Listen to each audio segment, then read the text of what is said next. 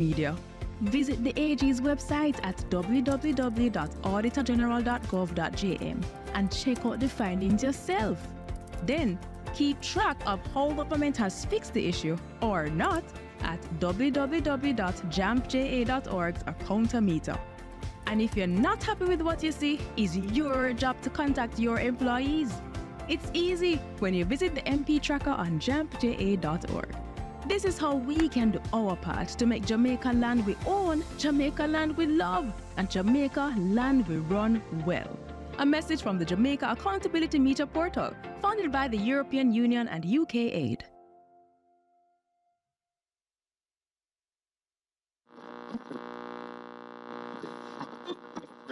Caller, you are now on air. Okay, so I recently graduated from high school and I'm nervous about what's next. Some motivation would help. All right, caller, we have just what you need.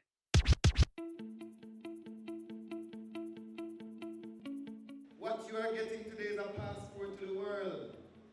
And you are going to decide how high your plane will fly. Because even though you have a passport, it doesn't mean that there won't be turbulence in the sky and some scary moments where you have to hold on to your seat and have faith that you will make it. I want you to remember the 5 important P's that help me to be successful. Positivity, perseverance, professionalism, progressiveness, and having a prosperous spirit. I can guarantee you that if you follow that template in life, you will be successful.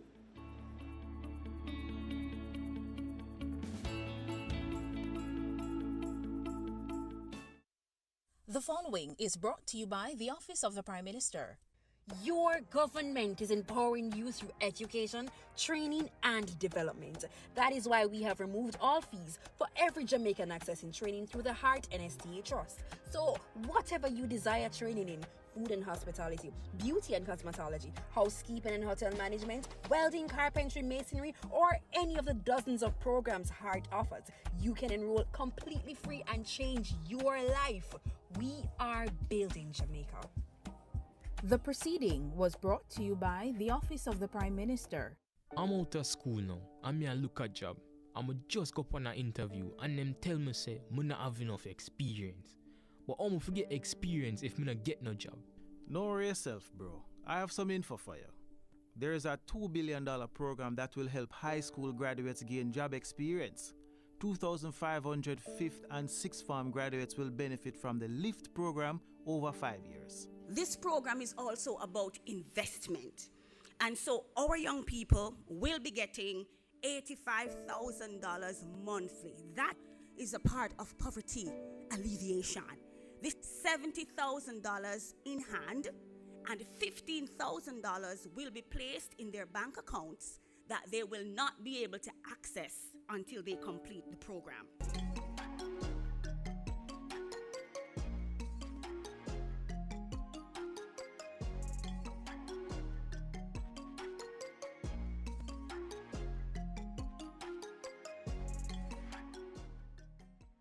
The Ministry of Education and Youth and the Office of the Prime Minister, through the Heart NSTA Trust, are teaming up to provide 8 weeks of skills training. After that, participants will get a 1-year employment placement with a government or private sector entity. Bro, all you have to do to get in the program is be 17 years of age or older and have at least 3 CSEC subjects, including mathematics and English. You will also need 2 character references and must have graduated high school within the last year. It's for the most needy, so applicants must also demonstrate financial hardship. If you are interested, apply online at the Heart NSTA Trust's website or submit the form to your Member of Parliament's constituency office. The application period is open until August 31.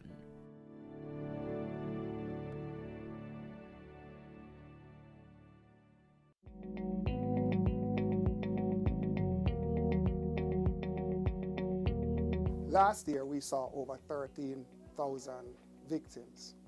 However, I am conscious and I'm aware that there are many more. There are children, there are victims in our community that are struggling with the reality of crime and trauma.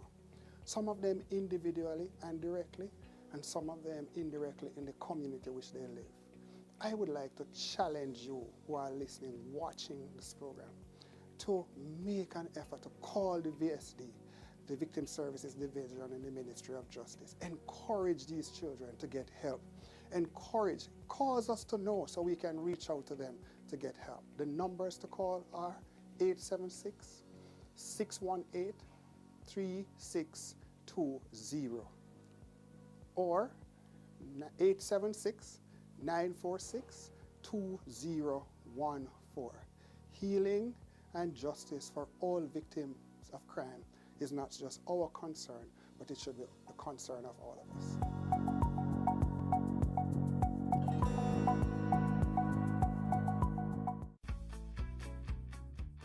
Jamaica's currency has a fresh new look.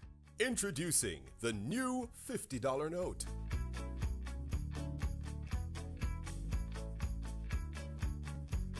The new $100 note. The new $500 note. The new $1,000 note. The new $2,000 note.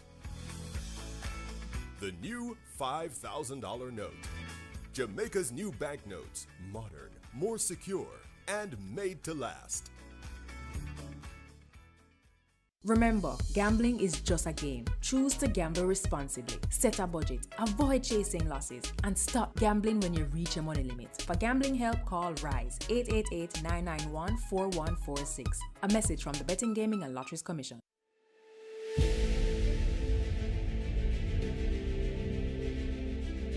Are you an entrepreneur producing an excellent Jamaican product or service? Did you know you can earn hard currency and more significant returns by exporting? Contact the Ministry of Industry, Investment and Commerce to help propel your business along the export lane. Everything you can produce, the Jamaicans overseas want it. We're not going to get rich by just bringing down the debt. We're going to get rich by exporting a lot more. So grow exports, create job opportunities, drive economic growth through exports to make Jamaica a richer and much more prosperous country.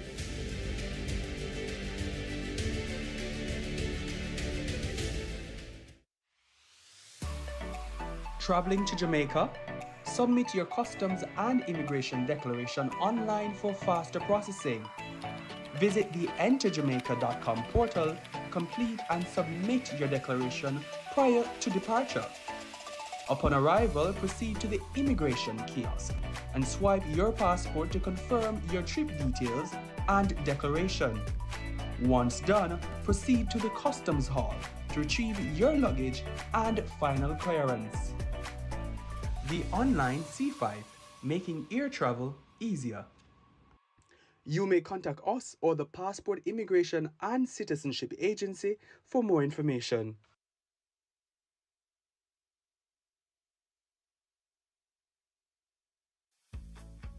It's here, Jamaica's new polymer banknotes.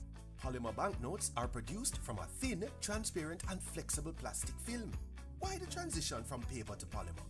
Polymer banknotes stay cleaner, they're more difficult to counterfeit, and they last longer.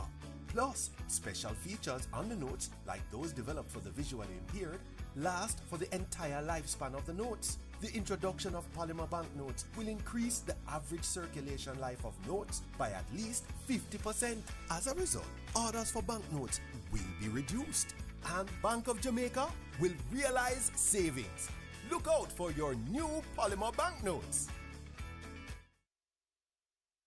Dengue is ordinarily a mild disease. Persons may get a fever, headache, joint and muscle pains. The illness is often resolved through rest and adequate hydration along with paracetamol to treat the accompanying fever.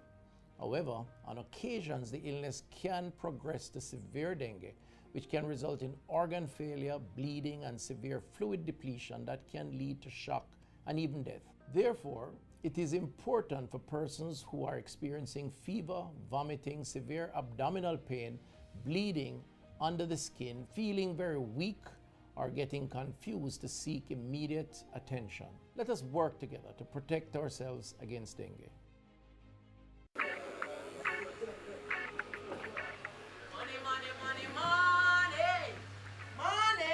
So what you say, talk to me, right? It takes so long, man. People have places for going, you know. Tell them on the urban table number. Happy and nice. You know how much people me have to deal with before me reach here, sir? You're lucky. But 3 bills for number 5. Wait. We can place the bets with you? Yeah, man. You see when you win with we, you get a little extra. So what you say? Police, nobody move. Illegal gambling is a criminal offense. If convicted, you could face a fine of up to $1 million or up to 18 months in prison.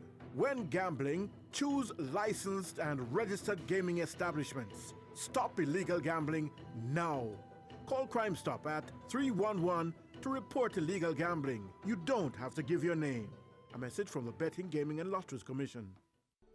Can you imagine getting a marketable skill for free? Your government has made it possible for anyone wanting to learn a skill to get free training through the Heart NSTA Trust. Learn a new skill and expand your horizons.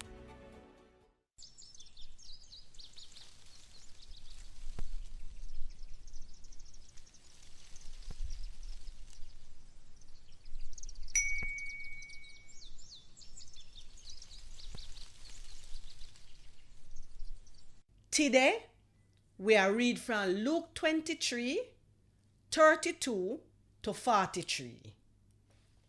Then carry 2 criminals fi go kill them same time with Jesus. When them catch at the place we name the Skull, them nail up Jesus and the criminal them pon the cross them.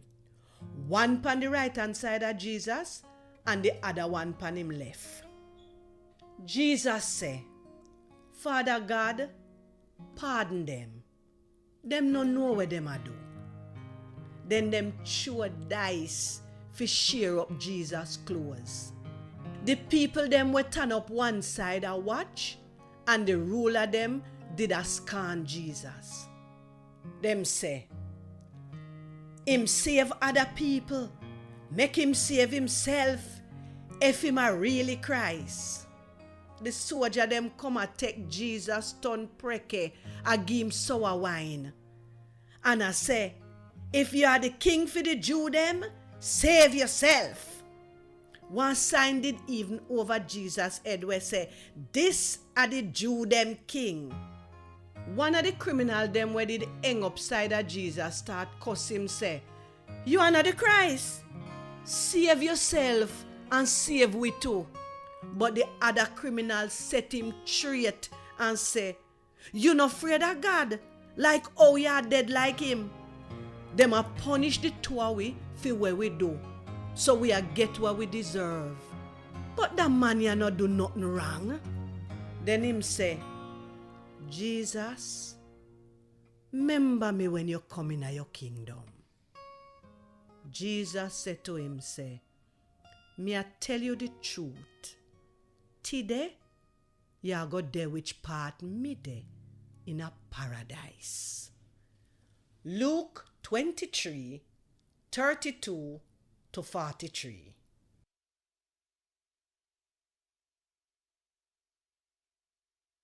For little people, it's a really big world.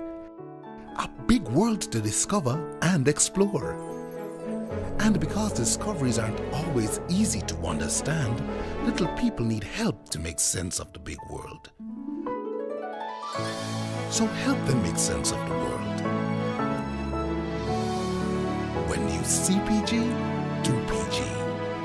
The Broadcasting Commission, your partner for a new day. I am Jamaican. You are Jamaican. We are Jamaican. And the national budget is our business because it impacts every Jamaican.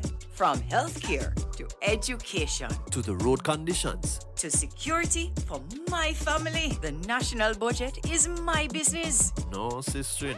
It is our business. The national budget is everybody's business because it impacts every Jamaican. Visit the Ministry of Finance's website at mof.gov.jm for more information. $1.3 trillion. That's the figure budgeted for the fiscal year 2024-2025, which begins on April 1. The national budget is everybody's business because it impacts every Jamaican.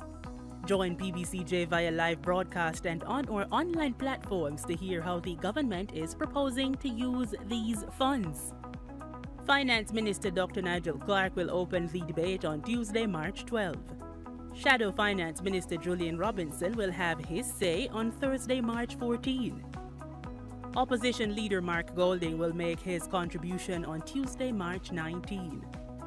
Prime Minister Andrew Holness will speak on Thursday, March 21, and on Tuesday, March 26, the Finance Minister will close the budget debate.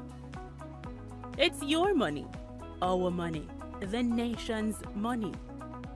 PBCJ, the People's Station, bringing you the 2024-2025 budget debates live.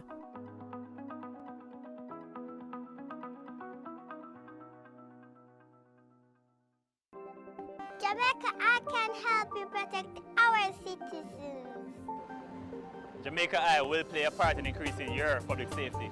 Jamaica Eye is part of an island-wide network of camera surveillance systems designed to increase the safety of you, our citizens. If you have a camera system outside your home or office facing a public space, log on to jamaicaeye.gov.jm today. Jamaica Eye, we're all connected. The Ministry of National Security, creating a safer and prosperous Jamaica. Watch the trend, pick up the trend. This are the trend for all the youths them. Watch the trend, pick up the trend. TREND. Big up the trend for education, teachers and the students. A fully bright future, yes, that are the new trend. Better governance, partner with the parents. Follow the big trend, elevate the youth them. Improve the schools, track performance, access and attendance. From infant, primary to university students. Turn up the skills training, full steam we are giving. Follow the big trend, elevate the schools. Yeah. Watch the trend, pick up the trend. This are the trend for all the youths them. Watch the trend, pick up the trend. TREND. Promote technology. Yes, and better planning, quality education, that's what should be trending. From principals to EOs, everybody winning. Follow the ministry, changing the system. Watch the trend, pick up the trend.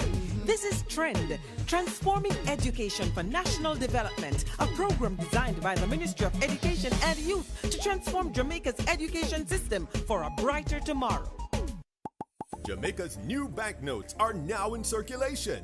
But can customers still use old banknotes? The old banknotes will be phased out over time, but can still be used to carry out your everyday transactions.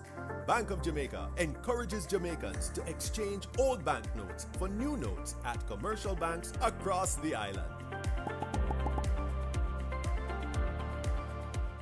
Most Jamaicans will tell you corruption in politics is deep-rooted, and that's just so it's said, and nothing can do about that. But actually, there is, and another 152 countries are doing it. It's called asset declaration, and it works best where citizens themselves understand it and help to ensure the law is enforced. Corruption happens when public officials abuse their power to benefit themselves, family, or associates. Jamaica's Integrity Commission Act was designed to prevent corruption, and here are 5 things you should know. 1. Under this law, every year MPs and senators must report what they earn, own, and owe, and if they don't, they'll be sanctioned. 2. Their report must include the same kind of information for their wife or husband and children. 3. If they get a gift worth more than $100,000, Jamaica Eye is accountability tools of Parliament that are used to make sure government run right. Visit for making our laws, and that responsibility is shared between 2 houses. There are 21 parliamentarians appointed from both political parties to the upper house, also known as the Senate. And there are 63 members of Parliament that we, the people, elect to the lower house, also known as the House of Representatives. To pass a law, there is a minimum of 6 stages required in each house. The process can begin in the upper house by a senator or in the lower house by your member of Parliament. And their proposals for a new bill can certainly start with you, the citizen. Now, since the process often begins in the House of Representatives, let's start there. 1. The first stage begins with the introduction by the minister responsible for the bill, followed by the first reading of the bill by the clerk to the houses.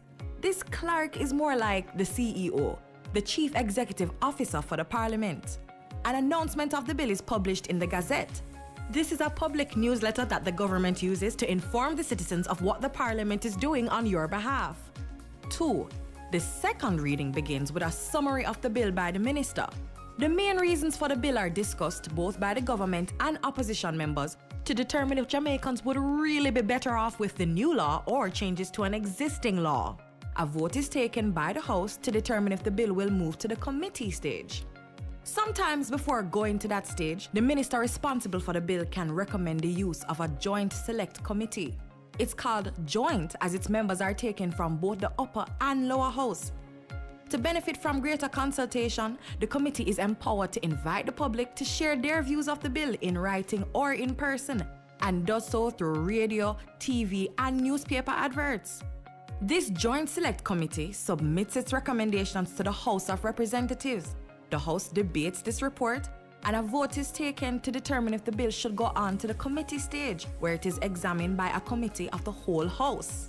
Yes, that's the name. And that's what it is, a committee of all the members of Parliament that carefully examines each clause and makes improvements to ensure the bill will achieve its objectives.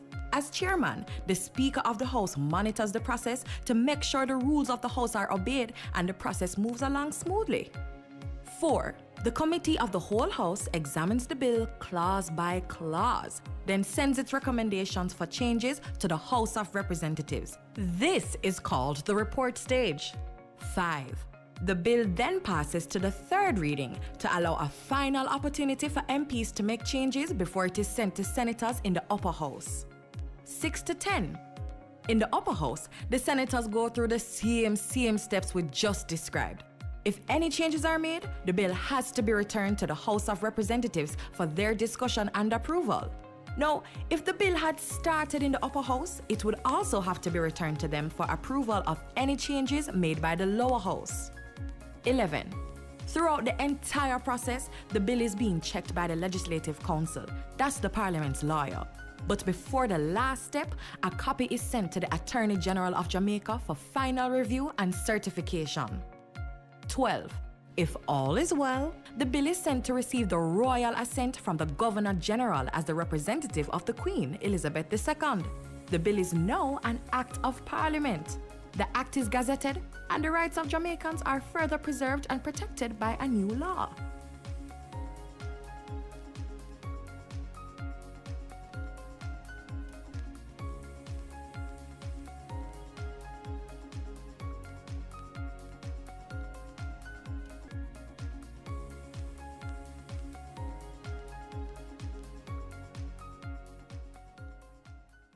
I am Jamaican. You are Jamaican.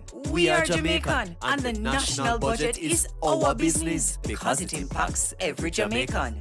From healthcare to education To the road conditions. to security for my family. The national budget is my business. No, sister. It is our business. The national budget is everybody's business because it impacts every Jamaican. Visit the Ministry of Finance's website at mof.gov.jm for more information.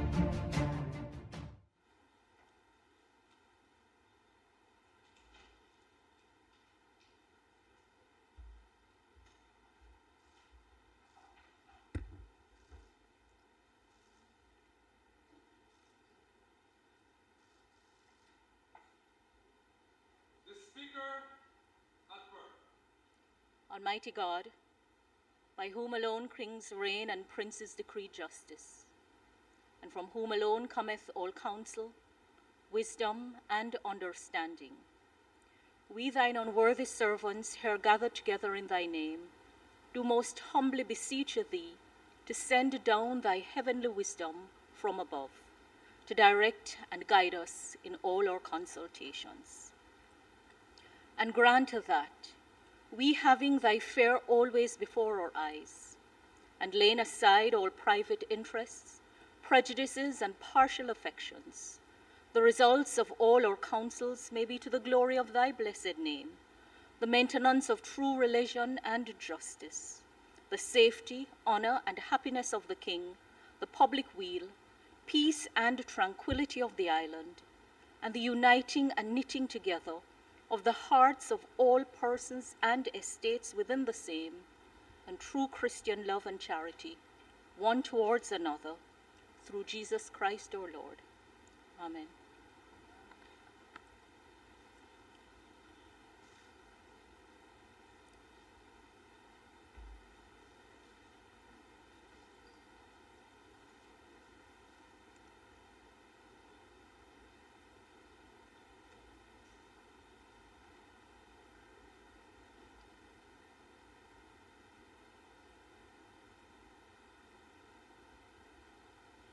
You may be seated.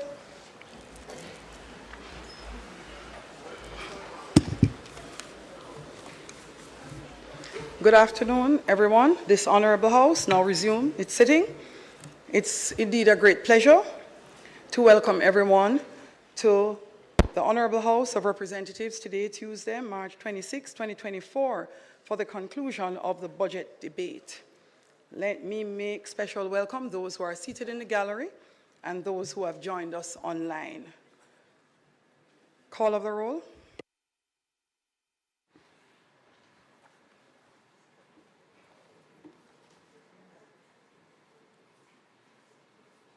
Mr. Clarke. Here. Mr. Bartlett. Mr. Holdings. Here. Dr. Clarke. Dr. Chang. Ms. Grange. Mrs. Williams, Mrs. Mallow-Fort, Dr. Tufton, Mr. McKenzie, Mr. Chuck, Mr. Vaz,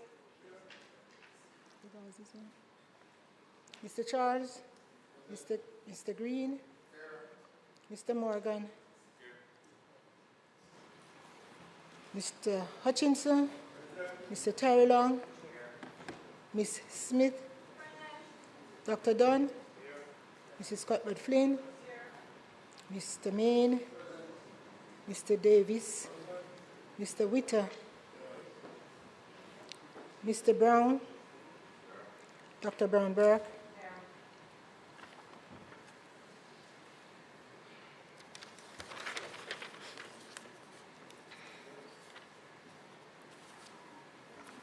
Mr.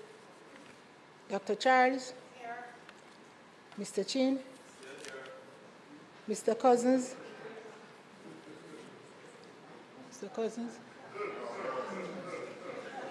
Ms. Crawford, Ms. Daly, Ms. Davis, Mr. Golding, Mr. Graham, Dr. Guy, Ms. Hamilton, Ms. Hannah,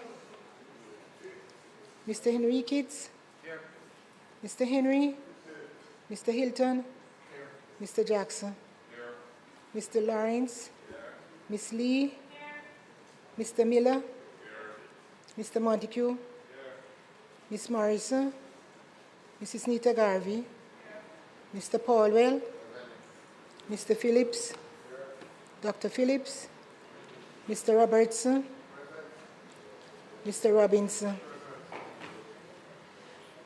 Mr. Samuda, Mr. Shaw, Mr. Siblist, Mr. Slowly, Mrs. Vaz, Mr. Warmington, Dr. Wheatley, Mr. Williams, Mr. Wilson, and Mr. Wright.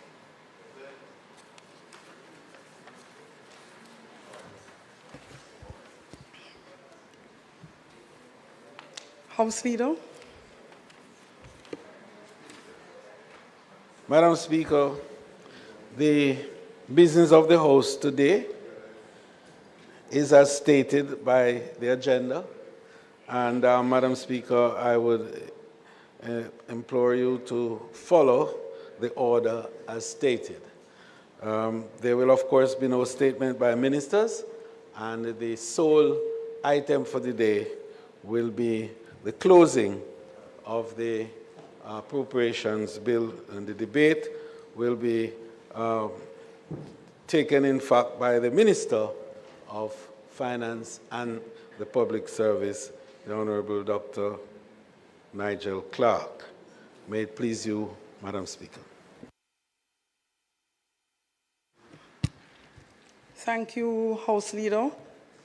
Let me say, in addition to the members gathered here in the gallery, I've been informed by the Marshal that the Honorable Minister has his entire family here to support him today. Let me welcome you to the House.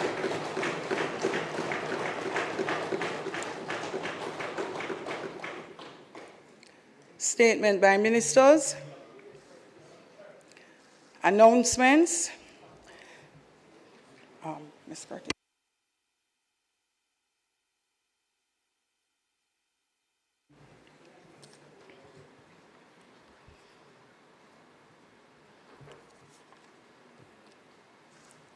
Just a brief comment prior to announcements.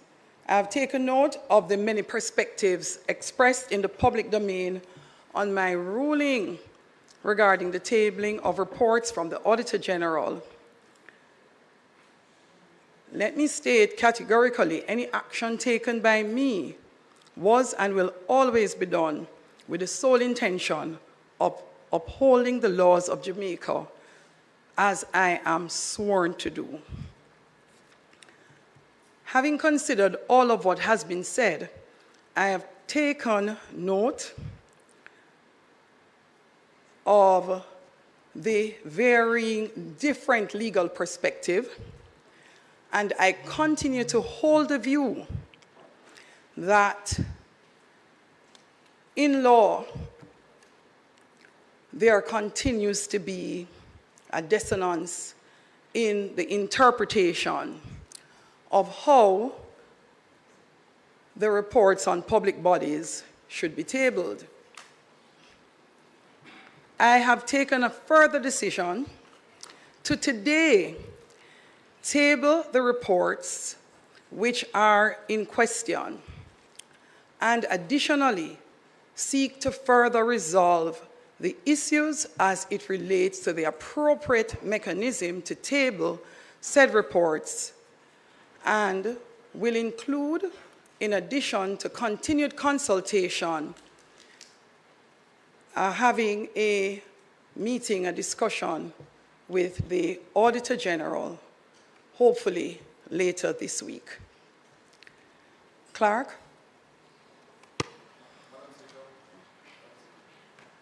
Madam Speaker, in light of your advice to the Parliament just now, I'd like to ask just two questions. Firstly, you have indicated that you will proceed to table the reports that have been outstanding for 3 months today. And we believe that that is a good and correct move to make on your part. However, we still would like to understand the original basis for withholding them. And you did say that you had received a legal opinion from the Attorney General's chambers. And Madam Speaker, I think in light of everything and our various appeals to see that opinion, that you should provide us at the earliest opportunity, and we do believe that it should be today, with a sight of the opinion. And you did say that you would be having consultation with the Auditor General. We would like to be involved in that consultation as well. And finally, Madam Speaker, I thought you would have gone further today because yesterday was a significant day in our Parliament when a letter which was sent to the Clarke became known to us.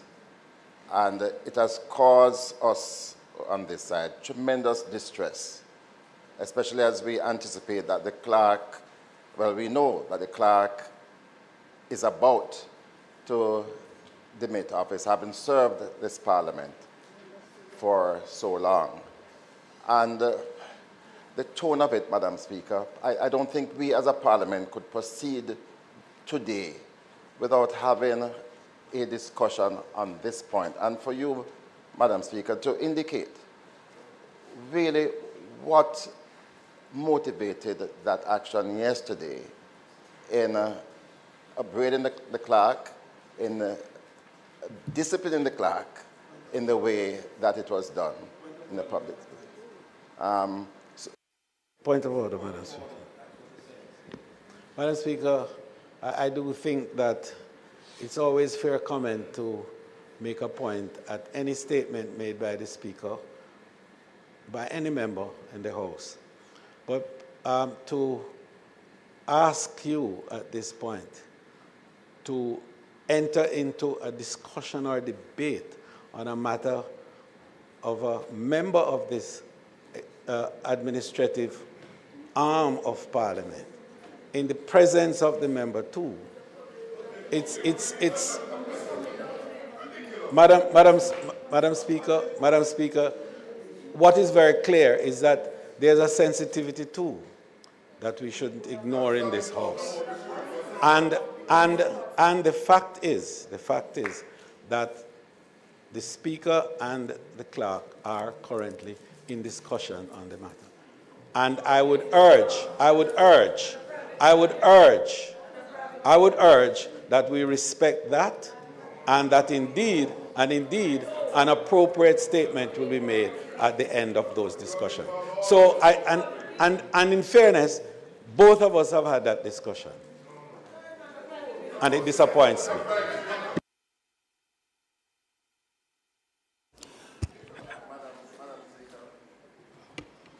Madam Speaker, I hear what the leader of government business is saying, but this matter is now a public matter. It occurred largely because of the email that was sent to all of us, and with the letter.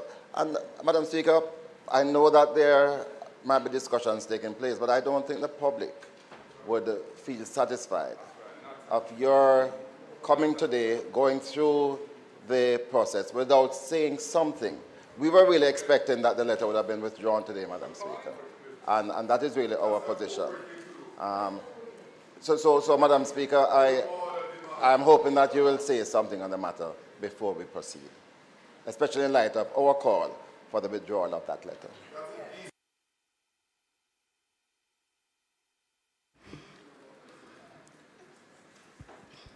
Thank you, members. I note your request as it relates to further steps to be had with the Auditor General, and on the matter of the Clerk, I advise you, both from myself and the Clerk, that we are in dialogue and wish to say nothing else at this time. Clarke, announcements, please. Ms. Curtis, announcements.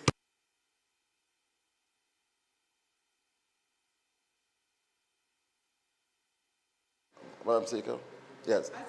As it relates to supplying the Parliament the legal opinion from the Attorney General's chamber, I remain in the same position I did when the ruling was given, in that the opinion of the Parliamentary Legal Counsel was circulated to the Parliament and the public. That has not changed. The Attorney General, sorry. No, the Attorney General. No. We want to repeat our claim. You can repeat, and I'm saying the Speaker's ruling, member, with absolute respect, is final in this regard. There is nothing to hide, but it is the Speaker's discretion. It is the Speaker's discretion to make a ruling having taken into consideration all the opinions received, which was done. I remain of the view that the reports are not properly being tabled. However, with reports that have been too back and forth from the Parliament to the Auditor General and back again, in the interest of ensuring that what is our ultimate aim, one of having the probe of our Auditor General and the findings of those reports available to the public, the continued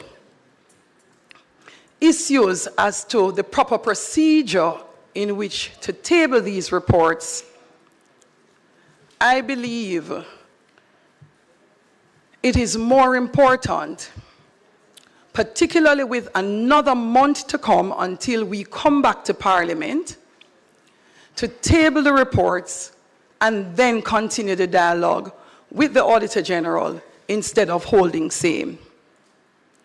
And that is my decision. Announcements.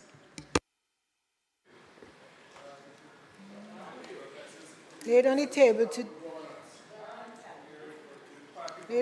of the House today are the following: financial statements assessment regarding the Jamaica Civil Aviation Authority, certified appropriation account for tax administration Jamaica, head 2056 for the financial year 2020-2021.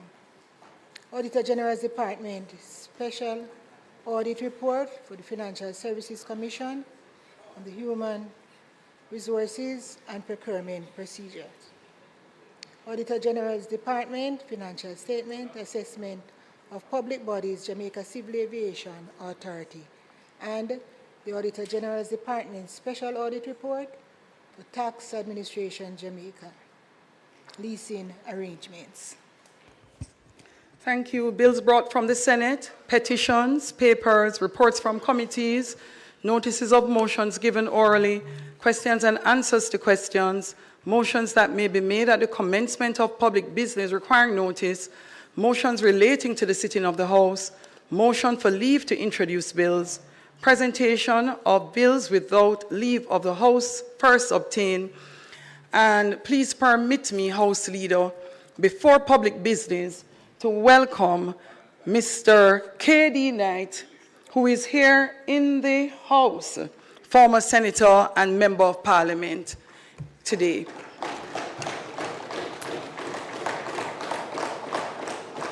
Public business.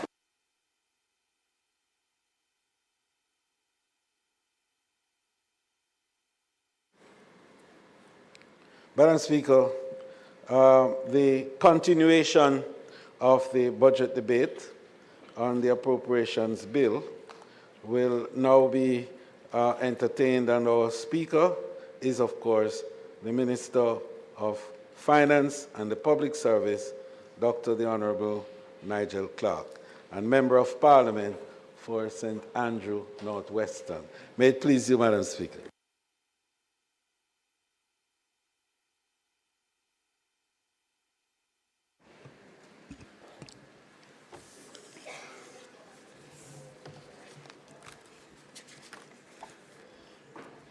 Let us make welcome to his feet the Minister of Finance and the Public Service, the member from St. Andrew Northwest, to make his presentation on the closing of the debate.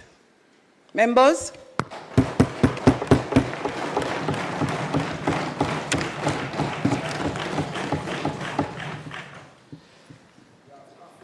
Madam Speaker, I rise this afternoon to close the budget debate on the appropriation bill for the upcoming 2024-25 fiscal year. And I begin, Madam Speaker, by taking the opportunity to welcome Jamaicans here in Jamaica and in the diaspora, and those tuning in on radio or television in Jamaica, or through any one of the number of social media channels, YouTube, Instagram, Facebook, or Twitter, or other online platforms. Thank you for your participation. Madam Speaker, the debate has been vibrant, passionate, and colorful. On behalf of the people of Jamaica, I thank the contributors to the debate, the Most Honorable Prime Minister for delivering a presentation of substance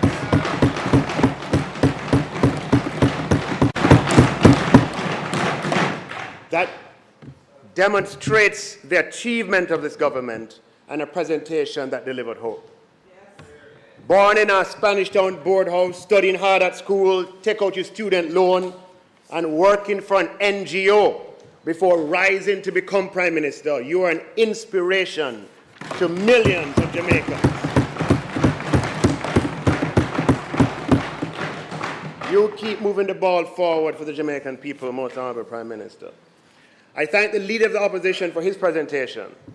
Last year I said there may have been a few yellow card moments, but this year, Madam Speaker, the Opposition Leader definitely earned a red card.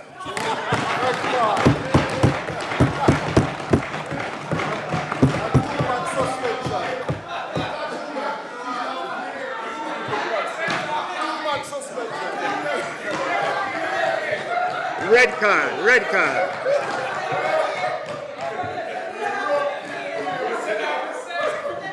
But, Madam Speaker, we thank him for his contribution nonetheless. Madam Speaker, I also thank the opposition spokesman on finance for his budget presentation. For him, I have to use a cricketing analogy. He bowled some full tosses, Madam Speaker. Not perfect, but he didn't pitch it the way I like it, which is short or right off the off stump. But we thank him for his contribution, Madam Speaker.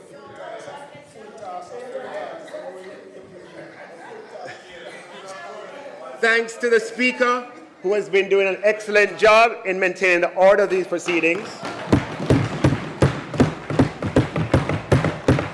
They don't know how much Jamaica loves you, Madam Speaker. Thanks to the parliamentary staff, to the Deputy Clerk, to the Clerk, marshals, stenographers, and all who work at the Houses of Parliament for your dedication and professionalism.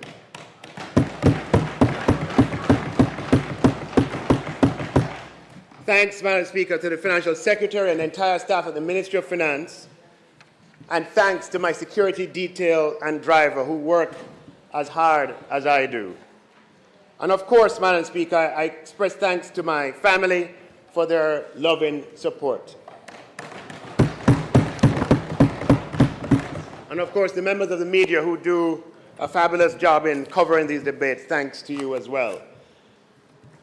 Madam Speaker, I'll start the debate from the points, a couple of things that we definitely agree on. One was the suggestion by the Leader of the Opposition about the deadline for filing taxes in a financial year.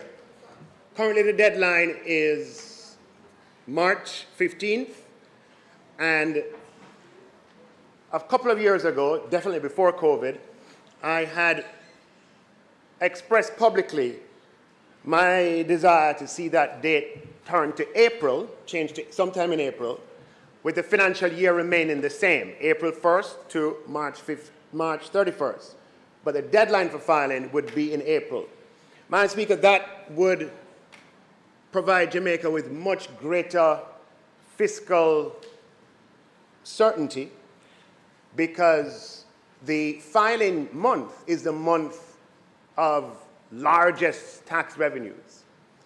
And for that to come on the last day or the last month of the tax year and in the last 2 weeks of the tax year means that you, whether you like it or not, you take inordinate risks because you've already, for the 11 months, spent according to the estimates of expenditure. So Jamaica would be much more secure if revenues associated with the end of the year came in, end of the financial year, of one financial year, end of the revenues associated with the end of the previous calendar year comes in at the beginning of the next fiscal year. Having made that suggestion a few years ago, the Leader of the Opposition revisited it, and Madam Speaker, it is something that we are still interested in. The challenge with it is that in the first year that you make that move, it would have a significant impact on your revenues, and you would run quite a deficit, because you would take the month with the largest revenue inflows and move it into the next financial year. So this is something that we're in a better position to do when we have reached our goal in terms of our fiscal target goal, and we can make that change, which would make our fiscal trajectory more secure going forward. Madam Speaker, the opposition spokesperson on finance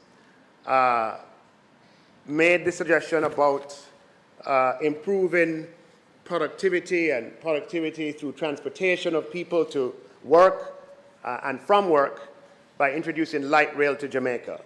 Well, Madam Speaker, as we are on this side at pains of pointing out, there's hardly a unique idea in government with 100 and nearly 200 countries in the world.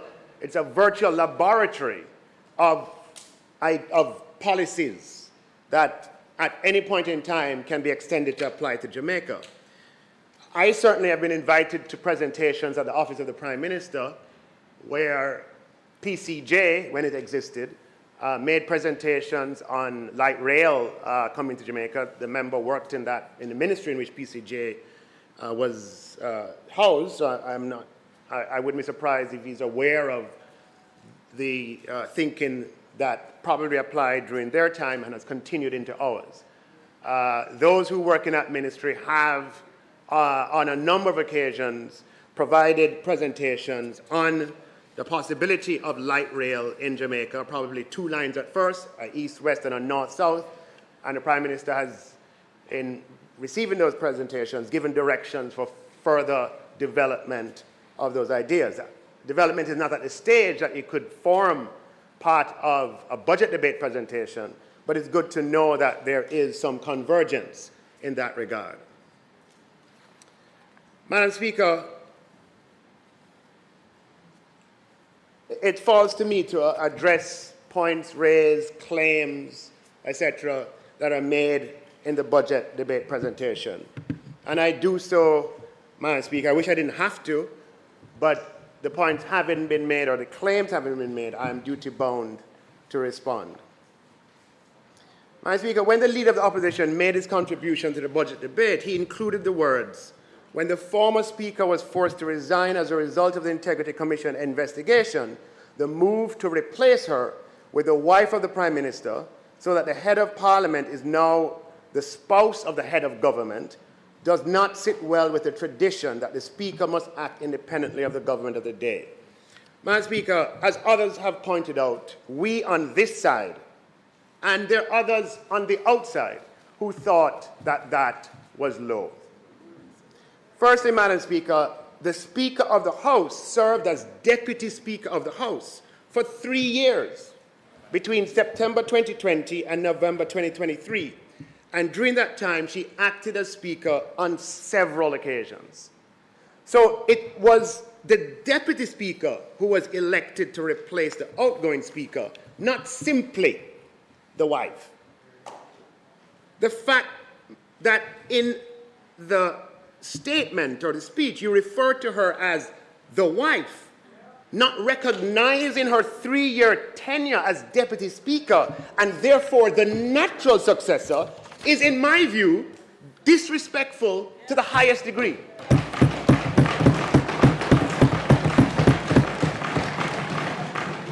Madam Speaker, women, like men, are individuals in their own right who ought not to be defined by their relationship with either men or in the case of, when you do this, you subordinate the professional role of the woman or the man. Wife, mother, sister are roles that women sometimes play, much like men are sometimes husbands, brothers, and fathers.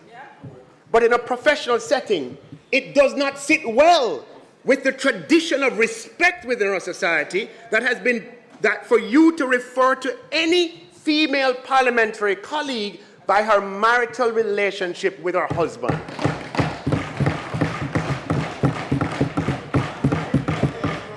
By all means, talk about the Speaker's decisions, criticize them if you must, but leave the wife alone. It was out of order, Madam Speaker, and the opposition leader can do better. It reminds me of when the member from East Portland campaigned in her own right was derogatorily referred to as the wife of Mr. Vaz. And she won't be anything but the wife of Minister Vaz. There's a trend. Of course she's the wife of Minister Vaz. But in the context of the campaign, she was the Jamaica Labour Party candidate for the seat.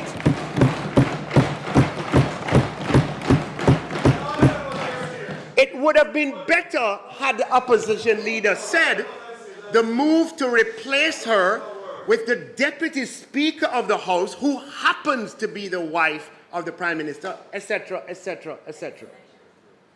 But completely ignoring her position in this House, Madam Speaker, was absolutely, and reducing her to only one component, that of wife, was disrespectful, Madam Speaker, and should not be repeated.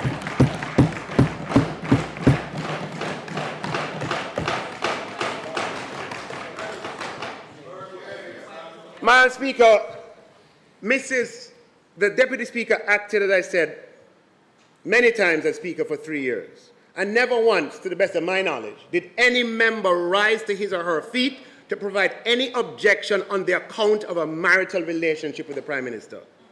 When the Deputy Speaker was nominated to fill the role of Speaker, her nomination was seconded by none other than the leader of opposition business, the member from East Kingston and Port Royal, Mr. Philip Paulwell, who rose to his feet and said, Madam Speaker, I beg to second the motion.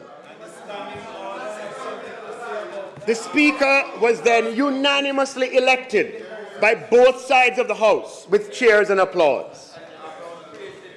Madam Speaker, the former leader of the opposition, the member from St. Andrew East Central. No, just for people listening, after people listening don't know East Central, says Mr. Peter Phillips. A few sittings later, without invitation or solicitation, rose to his feet on his own accord and addressed the Speaker directly, looking at her and saying, a major impulse that brought me here today was to see you in your elevated position.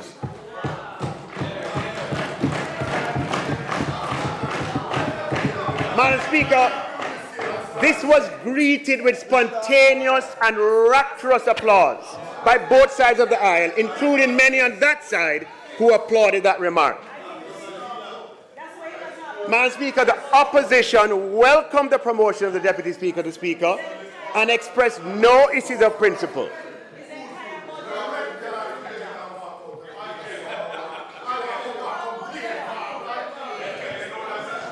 Madam Speaker, principle is principle.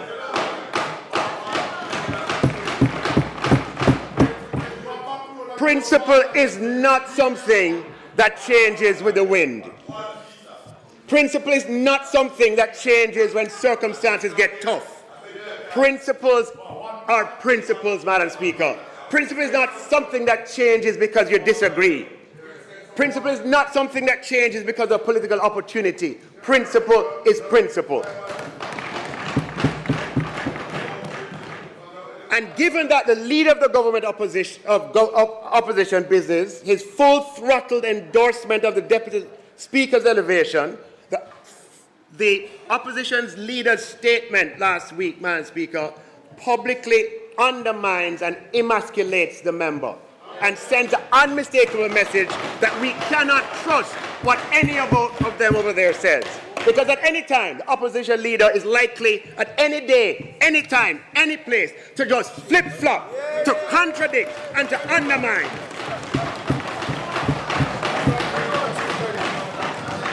Now, look, the opposition leader has a disagreement with the Speaker's position on a specific matter. And I support his right to disagree on a specific matter.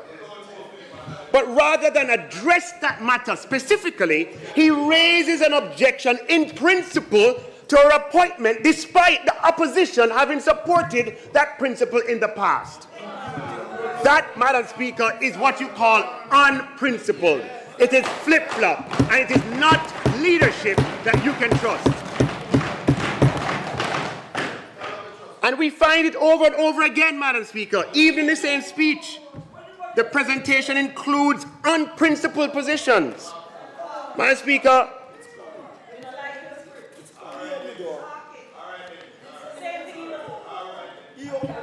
having met, Madam Speaker, on another matter last year with a few opposition MPs who shall remain nameless on the principle of the salary reform for parliamentarians, I introduced the changes via statement in this House in May of 2023.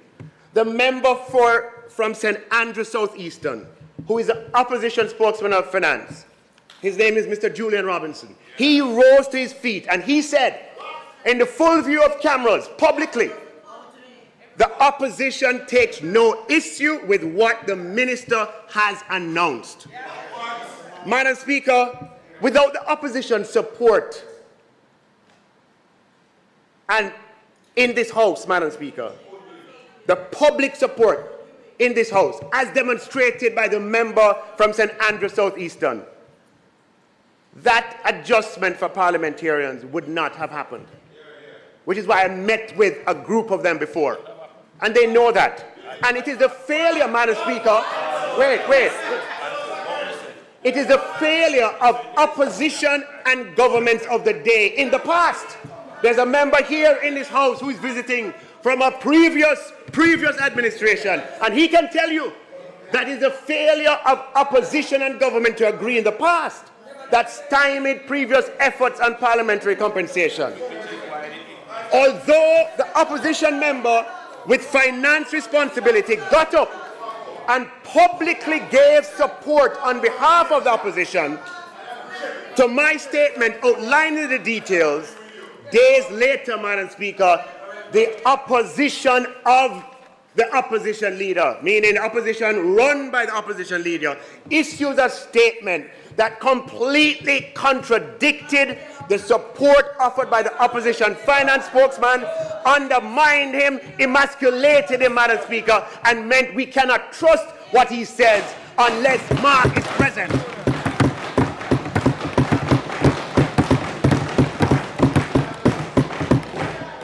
Seemingly for political gain.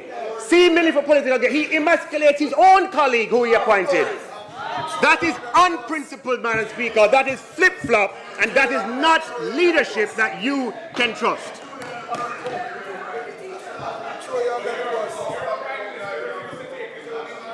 It sends, Madam Speaker, the unmistakable message that we cannot trust. We cannot trust what they say.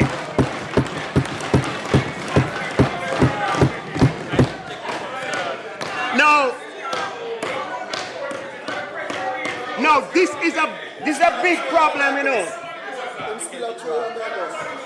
No, Madam Speaker.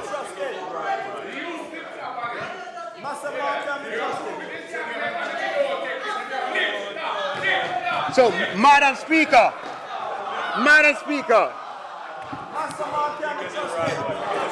cannot be trusted. This, Madam Speaker, is a problem. It's a problem for Jamaica. And you know why it's a problem for Jamaica? Because government and opposition have to work together. Sometimes. Yeah? And so the opposition leader contradicting, undermining, and emasculating the very people he has appointed, Madam Speaker, is inimical to constructive working relationship. For example, Madam Speaker, it is customary for the House leader on the government side and the leader of opposition business on that side to get together and to talk about matters concerning the House and how issues are going to be dealt with. And Madam Speaker, in those conversations, they have to make decisions on the fly. They have to agree on the fly, whether it's behind here or it's on the phone.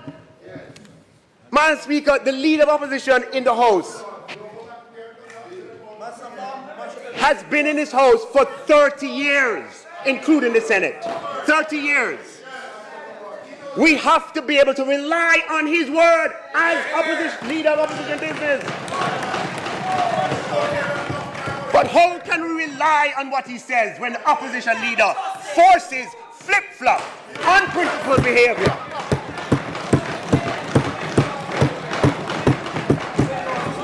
And he emasculates and undermines his own colleagues, Madam Speaker. It may not be good for their party, but it's certainly not good for Jamaica. And the member from St. Andrews Southeastern, who has responsibility to shadow. He's an opposition spokesman on finance. How can we rely on his word when he's publicly ridiculed, emasculated, and undermined in that way? That is not leadership, Madam Speaker, that anyone can trust. Madam Speaker, the opposition leader can publicly emasculate Philip and Julian. They may not have people to speak up for them, but let me tell you this: don't touch Juliet.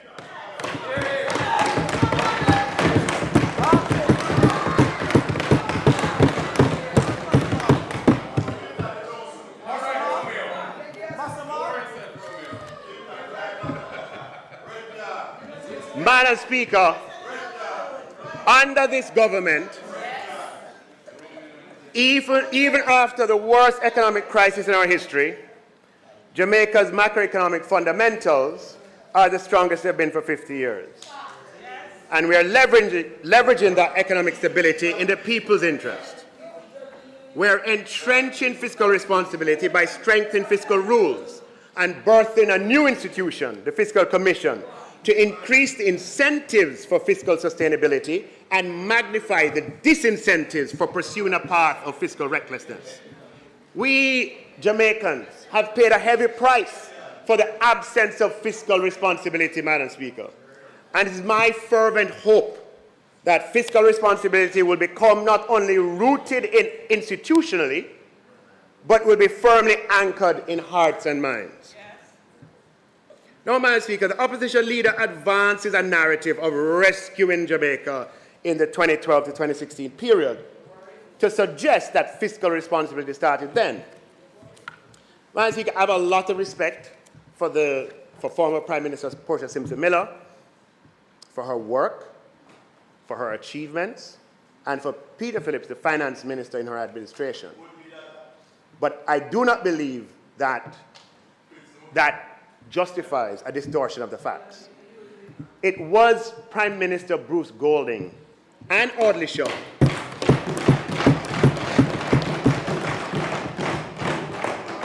who had the audacity and the courage to point out that the economic policies of the 1989 to 2007 administration were unsustainable and reckless. Madam Speaker, for periods during that 18-year stretch, just two expenditure items, interest and salaries, exceeded tax revenues. Just imagine that. No garbage truck, no bus, no chalk, no asphalt, no police car, no uniform, nothing for the persons on path, nothing for pensions, just interest and wages alone exceeded tax revenues. That administration, Madam Speaker, put up the chart with the deficits, ran large deficits for 11 consecutive years between 1996-97 and 2006-7. The charts showing the deficits will soon come up. Very large deficits. Madam Speaker, if you look at the deficits here, these are the deficits between 1996-97 and 2006-7. Deficits 5-6% year after year after year. These deficits became unsustainable, and it should not be surprising that it was during this period that represented one of the fastest rises in Jamaica's debt, a 5-fold increase in our debt, or 500%, Madam Speaker, in this 11-year period.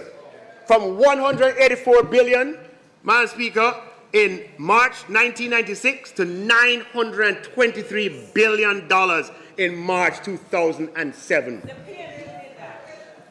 The 1989 to 2007 administration. And if you start earlier, there was a 9-fold increase, 950% increase in Jamaica's debt from March of 1992 to March of 2007. 950%, Madam Speaker. From about 90-something billion to 923 billion. So this, Madam Speaker, is the ferocious, torrential, and unsustainable fiscal current that the Bruce Golding administration stepped into. Okay, you have a current that is blowing fast. The pace at which the debt is increasing is 500% in 11 years. That is what they stepped into. And they had the courage, Madam Speaker, to call this out as unsustainable. It was during the period of unsustainable deficits, Madam Speaker, that the prevailing wisdom was ta-ta. That is a disengagement from the IMF and the World Bank and their cheap financing, along with their sustainable policy prescriptions, in favor of expensive financing from capital markets. It was Bruce Golding and Audley Shaw who saw that ta-ta and 500% increases in debt over 11 years was destroying Jamaica. And they led the process to re-engage, Madam Speaker, with the IMF and the World Bank. The era of fiscal responsibility started with them. You'll see. You'll see. Madam Speaker, it was in the Golding administration that the government, which lost $1 billion in Air Jamaica, was sold, releasing the Jamaican people from this major source of debt escalation. It was during this period the Sugar Company of Jamaica was sold, releasing another major contributor to debt escalation. It was in this period that the Financial Audit and Administration Act was significantly amended as part of a broader financial reform effort. And these reforms were aimed at improving fiscal responsibility. It was during this period that fiscal rules were introduced to Jamaica for the first time, Madam Speaker. There was fiscal disrule before then. For the first time, Madam Speaker, the tax expenditure statement was submitted to Parliament and has since become an annual practice and now a legislative requirement. They implemented the first debt exchange to address unsustainability of debt. Now, faced with what was then the worst economic crisis since the Great Depression, the fiscal accounts worsened. Yeah? But the pace of debt accumulation slowed considerably. From an approximate 1,000% increase in debt over the PNP administration, the debt grew by approximately 70% over 4 years. So we went from a pace of 1,000% over 18 years and 500% over 11 years. You can do the math. 500 divided by 11, okay, to one where the debt moved now by 70% over 4 years. Okay? So when you, with this torrential cascading of fiscal unsustainability, not something that just stops overnight. What you have to do first is to slow the pace of debt accumulation, and they achieved that from a 1,000% over 18 years, 500% over 11 years, and then 70% over 4 years. Yeah? So the deficits continued under them. They continued. And during the worst part of the crisis, the deficit got really large. but the debt accumulation slowed. So if you look at this chart, Madam Speaker, and you look at debt accumulation across different periods, you'll see from April 1992 to March 2008, and I use the end of the fiscal year, even though governments change in between. There was a 952% increase in the debt accumulation during that period of time. That is unmistakable fact. Nothing they say can change that. Nothing. And then you look at the next period, Madam Speaker, which is the period April 2008 to March 2012. The debt accumulation dropped from 952% to 66%. Yeah? And then under the Portia Simpson administration, it dropped even further to 24%. And then under us, it has dropped even further to 6%, Madam Speaker, over 7 years. I remember that era very well. All right? So if you look at this graph and you ask, when did fiscal responsibility begin? When did we begin to get a hold of the runaway debt situation that we had in Jamaica? It's unmistakable. Unmistakable. We have been fed a narrative, Madam Speaker, that is misleading. Of course the program failed. It failed. Absolutely it did. It failed. However, Madam Speaker, it didn't fail because fiscal responsibility was absent. It failed, Madam Speaker, because there wasn't the social consensus in the society for fiscal responsibility. Members, the minister's time for speaking has expired. House Leader. Madam Speaker, the member's time having been expired, I beg to move that the speaker's time be extended sufficiently to allow him to complete his presentation. May it please you. The question is that the minister be allowed. The question is that the minister be allowed sufficient time to complete his presentation. Those in favour? Those against? The ayes have it. Minister? Yes, Madam Speaker. Thank you, Madam Speaker, members of the House. So we've been fed this narrative, Madam Speaker, which is based on a fact that the IMF agreement did collapse. But it did not collapse because the government didn't have fiscal responsibility. Yeah. It collapsed because fiscal responsibility, there was not a social consensus in the society at that point about the need for fiscal responsibility. And as a result, unions, the agreements that the unions were prepared to accept, breached the terms of the agreement. But it's unmistakable that by switching from the fiscal policy of the prior period, 1989 all the way to 2007, and engaging the multilaterals, Jamaica was able to slow down immensely the accumulation of debt, Madam Speaker. And that is the true measurement, ultimately, of fiscal responsibility. Now, my position, Madam Speaker, is that it's not that there was not a difference between 2007 and 11 and 2012 and 2016. I'm not saying there wasn't a difference.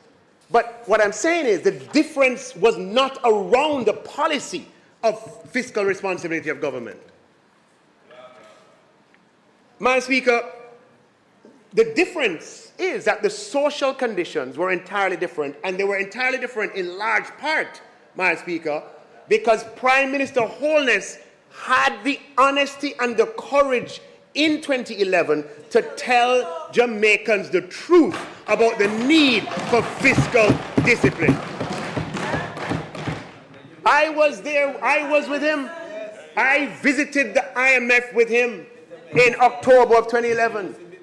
And he came back determined to tell the Jamaican people the truth. And he went. It may not have been the most politically elegant way of expressing it, but it was the truth. And so what you had happening, Madam Speaker, is that an outgoing government had lost on the platform of promising fiscal discipline, and an incoming government that had no choice but to implement it. And Jamaica never had a better chance.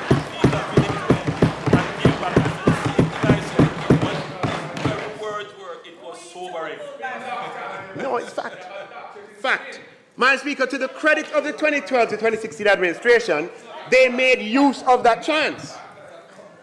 But to this day, I cannot understand that if fiscal responsibility is your thing, and it's been such a great achievement, why campaign on someone's house? If you embrace it and believe it, why didn't you speak it? Madam Speaker, they did not speak it because fiscal responsibility is not core to who they are. Madam Speaker, the facts are that in the 2012 to 2016 period, the administration found itself in a position where there were no other options. The time came for Tata. Time came for run with it. And they found themselves in a deeply intrusive extended fund facility arrangement from 2013 onwards, where they had to do as they were told. So yes, the IMF is fiscally responsible, and individuals in that cabinet may have a claim to being fiscally responsible, Madam Speaker, but the PNP cannot claim to be fiscally responsible, as history will show that the PNP government has never been fiscally responsible when they have a choice.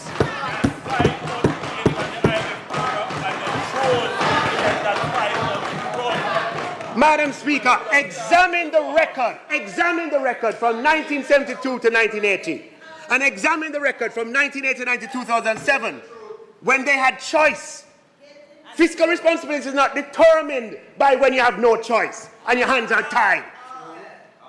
Implementing fiscal responsible policies when you have no choice in the matter and your hands are tied is not a demonstration of fiscal responsibility. Jamaica ran out of options, and they were under the watchful eye of the IMF, thank God, and individuals did good work during that time. But there was no choice in the matter. Under this government, we have had choice. We graduated from an IMF program in 2019. We went through COVID on our own steam with homegrown policies, homegrown ideas. We displayed fiscal responsibility before the crisis, during the crisis, after the crisis, leading Jamaica to one of the fastest, most complete recoveries in the Western Hemisphere. We piloted Jamaica through the worst economic storms in our history, Madam Speaker, on our own. That is fiscal responsibility.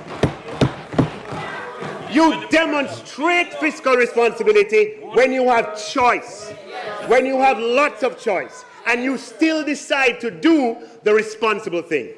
So don't come here and tell anyone about fiscal responsibility when your party has never exhibited it, when it had the privilege of choice.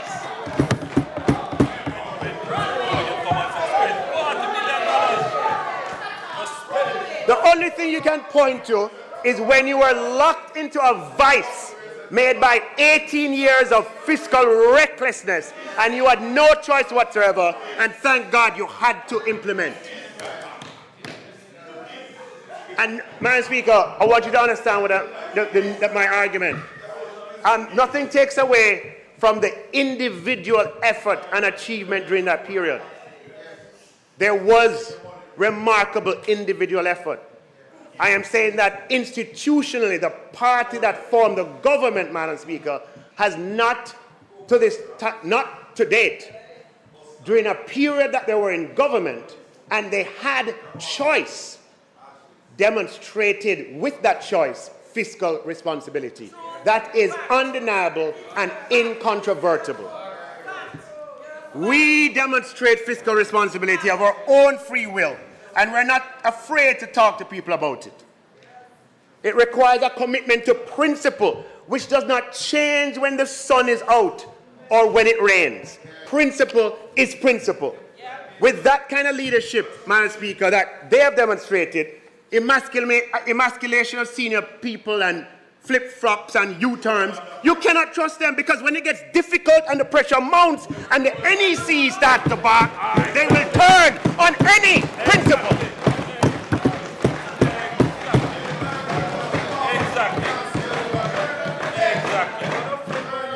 Even today, Madam Speaker, we have funding from the Resilience and Sustainability Fund of the IMF. But due to the performance of Jamaica, we have policy freedom, and we still choose to be fiscally responsible. Now, Madam Speaker, while I'm on this point, I want to just clear up a piece of misinformation that's often in the public domain. When the then opposition leader, Portia Simpson Miller, famously told Jamaica that she'd have concluded an IMF agreement in 2 weeks, well, we know it took 40 times as long.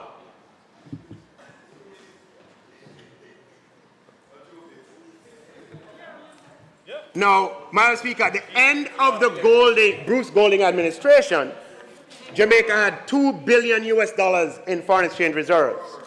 But it took time to conclude a follow-up agreement with the fund, and by November 2013, Jamaica's foreign exchange reserves had dwindled to $835 million. They like to misremember this. And if you look at what they tweet and so on, they believe that administration started with $835 million. Nothing no go so at all. That the Portia Simpson Miller administration started with $2 billion in net international reserves, and they ended with $2.2 billion in net international reserves. And approximately $1 billion of it, or half, was represented by borrowed reserves or certificates of deposits or CDs. Madam Speaker, we took the baton with $2.2 billion of reserves, and now there are $4.7 billion of reserves.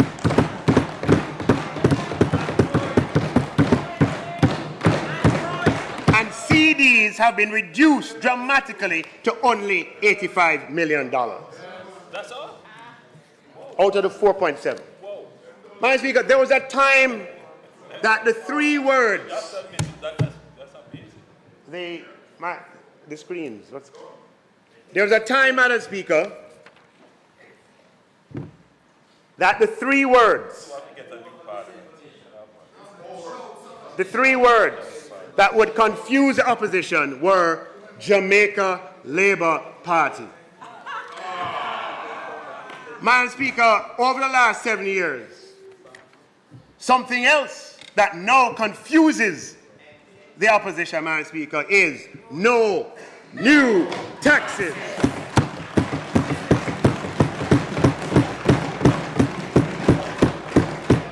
If you don't believe me, look at their faces when I say it again. No new taxes for 7 consecutive years. Madam Speaker, it makes them delirious because of Jamaica's economic history. They know the potency of that. So it makes them talk all kind of things that are not true, and things sometimes that don't make any sense. Exactly. Madam Speaker, I want you to pay attention to me in particular here. The opposition leader in his presentation puts up a chart, Madam Speaker, that purports to show revenue growth over the period of this government. You hear that? Revenue growth. This is the chart he puts up.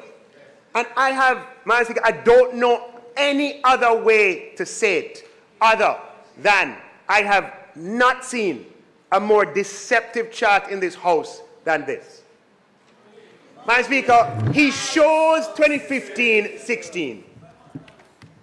He does not show 2016-17. He does not show 2017-18. He does not show 2018-19. Nor 2019-20. And he certainly does not show 2020-21. Wait.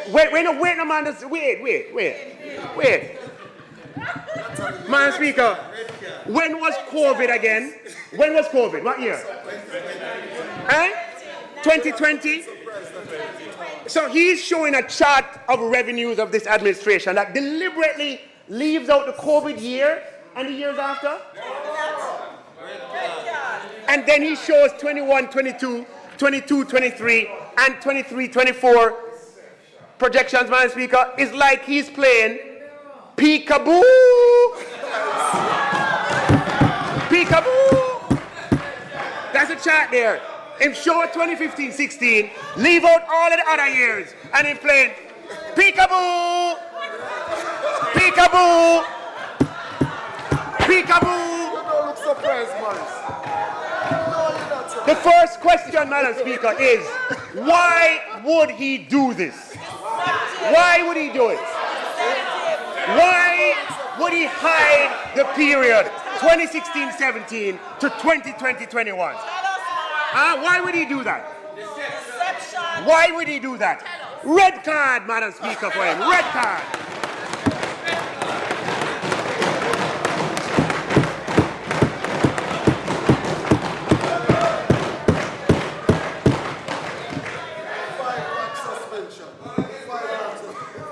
He then says, Madam Speaker, that revenues have doubled, Madam Speaker, and that, I would say, over 9 years, isn't that a good thing?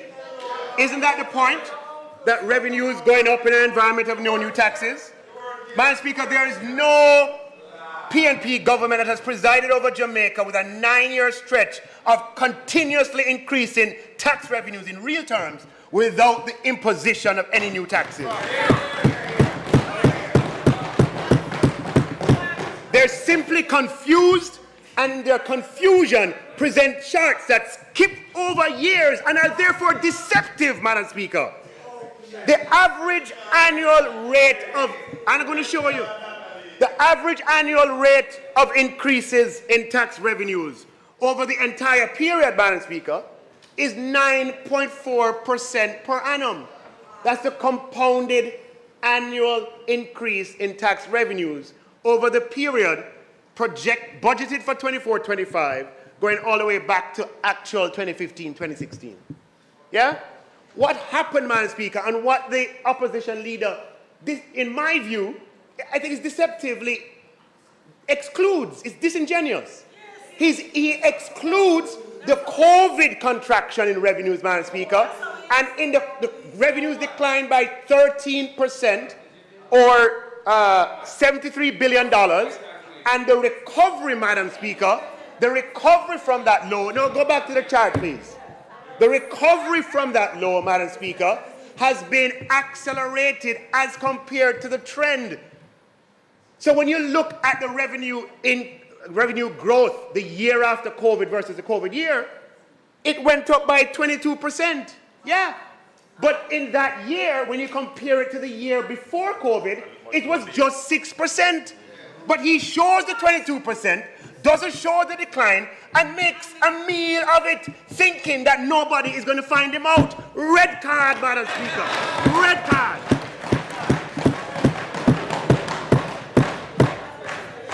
So let's go back to the table as it should have been. We're not afraid to hide anything. Show the whole thing. Don't cover it up playing peekaboo. That is what it looks like, Madam Speaker. And what you'll see is that in the last year of their administration, tax revenues went up by 11%.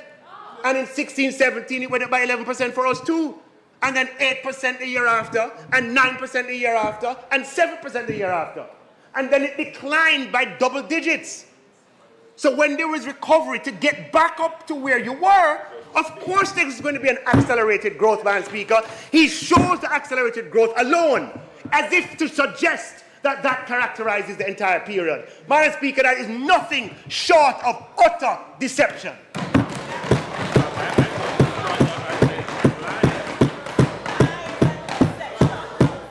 And Madam Speaker, to compound that deception, Madam Speaker, move to the next chart if you can, please. What he does, he adds up those 4 years, and he says, his verbatim quote, over the 4 years, fiscal year 21 to 22 through to fiscal year 24-25, tax collections have increased by $419 billion. $419 billion of additional taxes has been collected from the Jamaican people over the last 4 years. Madam Speaker, this is just barefaced, misleading, and just disingenuous. First of all, there aren't additional taxes. There are additional tax revenues. And the deception, Madam Speaker, is that he's counting from the depth of COVID when revenues declined by $73 billion in 1 year. So if you look at the column, the third column from the left, that has it's the dollar increase over prior year. And you look at the 4 rows in blue, 110 billion, 136, 103, 68. He adds those up and says 400 billion of tax increases in the last 4 years. Now, what does the 110 relate to? The 110 is the increase from the COVID year when revenues sank from 579 billion to 505 billion, an increase of 110. So, Madam Speaker, what we experienced is a recovery, Madam Speaker, that was above the mean rate, but the average rate of growth over the 9-year period, Madam Speaker, is 9%. Now, thank God our revenues recovered. Thank God. Or else we could not have allocated $200 billion to public sector compensation. We could not be doing the Spark program. We could not be buying 100 JTC buses. We could not be doing 50 garbage trucks. We could not be giving income tax breaks. We could not be raising the pension exemption or the age exemption. We could not be implementing a reverse income tax credit. Madam Speaker, we could not do any of those things without revenue.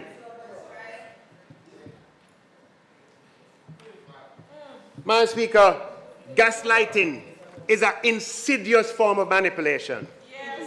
Victims of gaslighting are deliberately and systematically fed false or incomplete information that leads them to question what they know to be true. They may end up doubting their memory, their perception, or even their sanity. Madam Speaker, the commentary on a table that omits, that starts to talk about revenues for under this government and omits critical information of COVID and the years before, Madam Speaker, represents gaslighting by misleading the public into thinking there's something going on with over-the-top revenue, when in fact it is good news. It is entirely explainable, and he needs to omit relevant information to present a distorted picture. Madam Speaker, the opposition leader advances the false argument that revenue increases are a result of indirect taxation. Clearly, he is forgetting that it's this administration that reduced GCT by 1.5 percentage points. Revenue increases, Madam Speaker, are a result of increased economic activity. Them just winging it, Madam Speaker. Them not understand. Jamaica's fiscal data is publicly available. Madam Speaker, when you look at the growth in personal income tax, revenue, though we raised the threshold substantially to 1.5 million, income tax revenue has grown from $190 billion in 2015-16, grown by a total of $190 billion, or 145% cumulatively, or a compounded annual rate of 10.5%, Madam Speaker. You hear what I just said? Income tax revenue has grown over that period by $190 billion. Faster than the average growth rate of revenues. It has outpaced revenue growth. In addition, Madam Speaker, or not in addition, just remind you that revenues have increased substantially as unemployment declined from 13% to 4%. And we had, under this administration, 30 quarters of economic growth.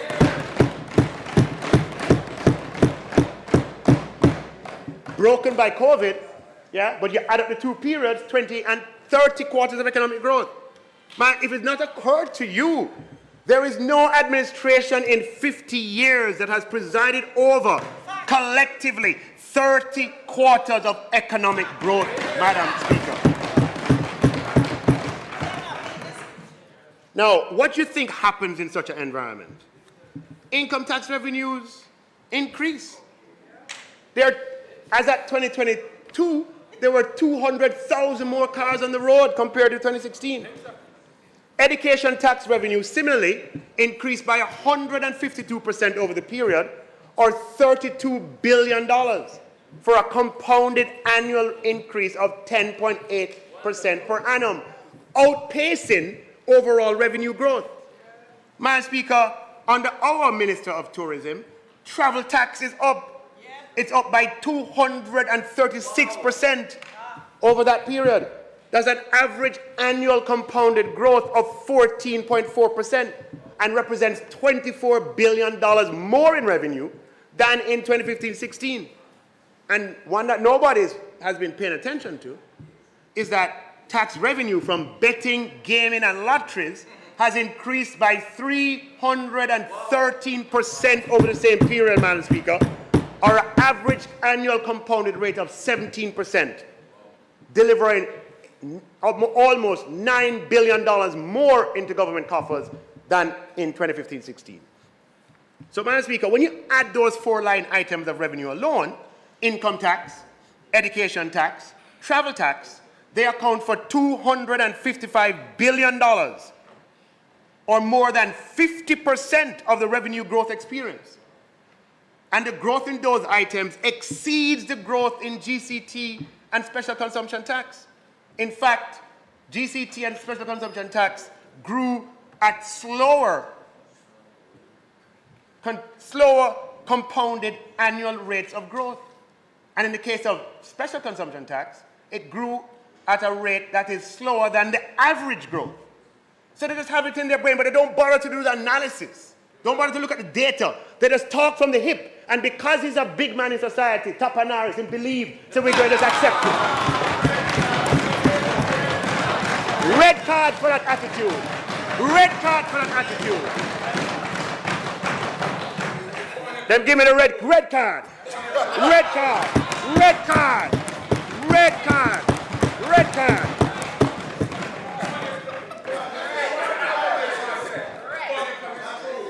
Red card. Right? Coming up here and expect that because of Mr. Panaris, we're going to believe what he said. See the table there? See the data there? Everybody can see it for themselves. Madam Speaker, the opposition leader ludicrously and misleadingly states that tax revenue of the population increased, well, from 190,000 per person to 340,000 per person.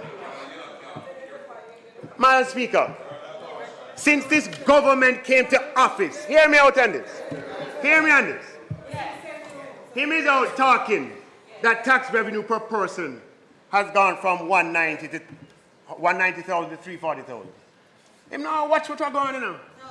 Him just a wing it. Madam Speaker, under this government, since this government came to office, the economy has doubled in size.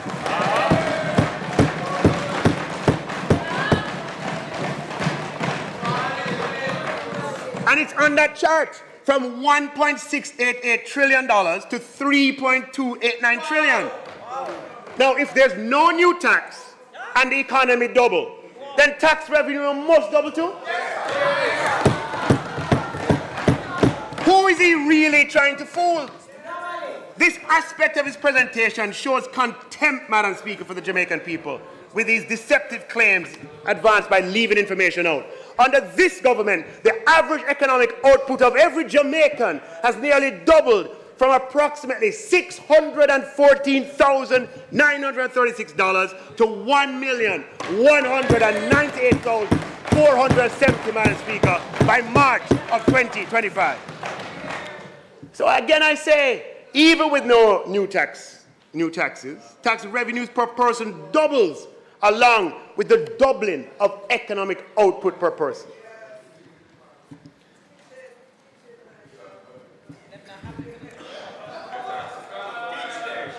Now, Madam Speaker,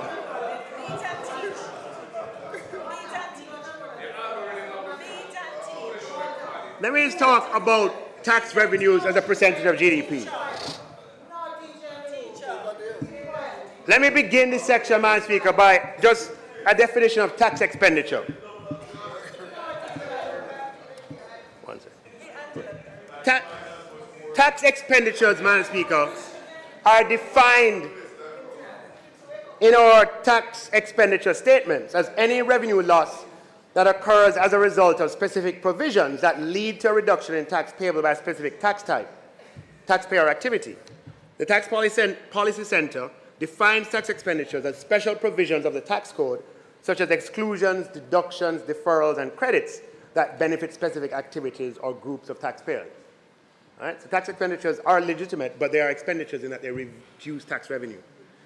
The opposition leader's presentation included the fact that tax revenues as a percentage of GDP moved from 24% in 2015-16 and is projected to be 28% by 2024-25. And tax expenditures are pertinent to the explanation of this observation. So every year, Madam Speaker, since 2011, I'd like to deny that anything happened. Since 2011, the government publishes a tax expenditure statement. And it's a very hard document to understand. Yeah? So it does not necessarily kind of see the light of day, tax expenditure statement. And the explanations for this observation are threefold, and I'll just deal with the first two in this presentation. The first is that tax compliance has increased, which is great, meaning that we collect more of what is on the books. The second reason, Madam Speaker, is that tax exemptions have largely been codified and put into law. There's increased transparency and predictability about tax exemptions. And in terms of tax exemptions, everyone knows what they can get and what they cannot. Madam Speaker, we have been very judicious with tax expenditures. Tax waivers over the past 9 years have been limited to no more than 10 million per month, and long may this continue. As such, Madam Speaker, tax expenditures which would normally reduce tax revenues do not have as ample an opportunity as would have existed in the past. Now, I have a chart on the tax expenditures for you to understand what I'm saying. This here, Madam Speaker, is the tax expenditures of Jamaica from 2008 to 2022. 2023 is not yet available. The year is not complete. And what you'll see is that in the past, tax expenditures as a percentage of GDP were 4%, 5%, 6%. That just represents, and in 2013, it peaked at 8%. That represents revenue that's on the books, but that we give away through deductions and exemptions and credits and waivers. Okay? And a big part of our reform has been to codify these as much as is possible and to reduce them. And as far as discretionary tax waivers are concerned, we have had a policy of no more than 10 million per month over the past 9 years. I believe that discretionary tax waivers were similarly limited under the EFF program. So, Madam Speaker, what happened is that tax expenditures, if you were to compare the period that was put in the chart, decreased from 3.9% to 2.47% over the period 2015 to 2022. And when you add those back and you look at tax revenue before tax expenditures, what you find is that the variation, Madam Speaker, is not what it seems to be. It's much more stable. What explains the differential is, Madam Speaker, that we are allowing far fewer tax expenditures today than were allowed in the past. So when you adjust for tax expenditures, you realize that tax revenue before tax expenditures was 28.3% in 2015-16. Yeah? 21-22, 28.9%. 22-23, 29.8%. There is still a movement, but not a movement as significant as would exist if we did not show the tax expenditures, Madam Speaker. Yes, so I'm adding, but the tax expenditure statement is also submitted. This one I'm not claiming that you're deceiving. This one you picked up, I'm not claiming that. This one, we have tax expenditure statements, Madam Speaker, and the tax expenditure statements show, Madam Speaker, that when you look at our tax revenues as a proportion of GDP before tax expenditures, it is much more even. What is happening is that the government, more of the revenue that's on the books is coming to the government, and we are not giving away. And who benefits from tax? Well, a lot. Yeah, it's usually, businesses. Right? So this is in the interest of the people that tax expenditures have been declining over time, and I hope that that can continue, even though you do something like Harmony Coal, tax expenditures are going to go up. Yeah. But again, we will totally be transparent on that when that time comes. Madam Speaker, in May 2023, the Leader of the Opposition declared that Jamaica's income tax threshold should be increased by 40% to 2.1 million. No numbers, no analysis, no costing. 4 months later, in September 2023, 4 months later, he changes his mind, flip-flop again, calling instead for a 100% increase in the income tax threshold. Again, no numbers, no analysis, no costing. Them just a wing it, Madam Speaker. Unprincipled positions, shifting in the wind, flip-flop, flip-flop. The whole country waited to hear how Mr. Golding would finance this. Commentators were public with their expectation that Mr. Golding would outline how he would finance the doubling of the threshold. Headlines of the newspapers and the media houses, commentators, government, Golding must outline 3 million income tax threshold plan in budget presentation. And commentators specifically, who are named and I won't name here, called for that. High expectations for Golding's speech. Why? Because everybody wants to hear how he proposed to finance it. And then even the junior spokesperson on finance, Madam Speaker, came on radio and said that the Leader of the Opposition would outline his funding proposal in the contribution to the budget debate. So again, he has made one of his own lose credibility. So who's going to believe him again? Madam Speaker, that is what happens when you have an opposition that makes a habit of unprincipled positions. The expectations of them will always lead to disappointment. Because, Madam Speaker, when I explained that this move would cost nearly over $45 billion, all you could hear was silence. Mouth zip. Not a peep. The opposition leader spoke for 2 hours and not one word about how he would fund an increase in the income tax threshold that cost over $45 billion. It seems to be the case, Madam Speaker, it seemed to me and to a reasonable person that this was a cynical ploy to get the attention of Jamaicans without any idea about how to sustainably finance it. They did not even know the cost. And I'll tell you in a minute. I'm sorry, Madam Speaker, the member is trying to mislead the House about the motive of the Leader of Opposition, and he has no such authority.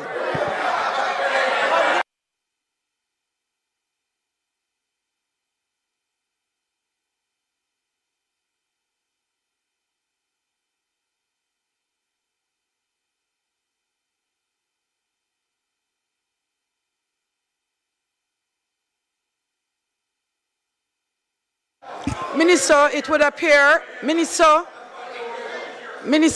it would appear you may continue.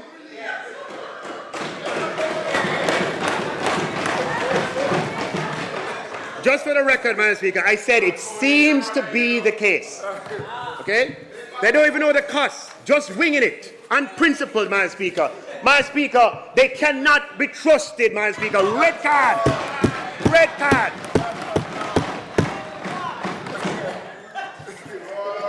Madam Speaker, we propose to increase the income tax threshold to $1.7 million from $1.5 million, which will deliver 50,000 more per year to Jamaicans who earn more than $1.5 million. We also introduced for the very first time a reverse income tax credit.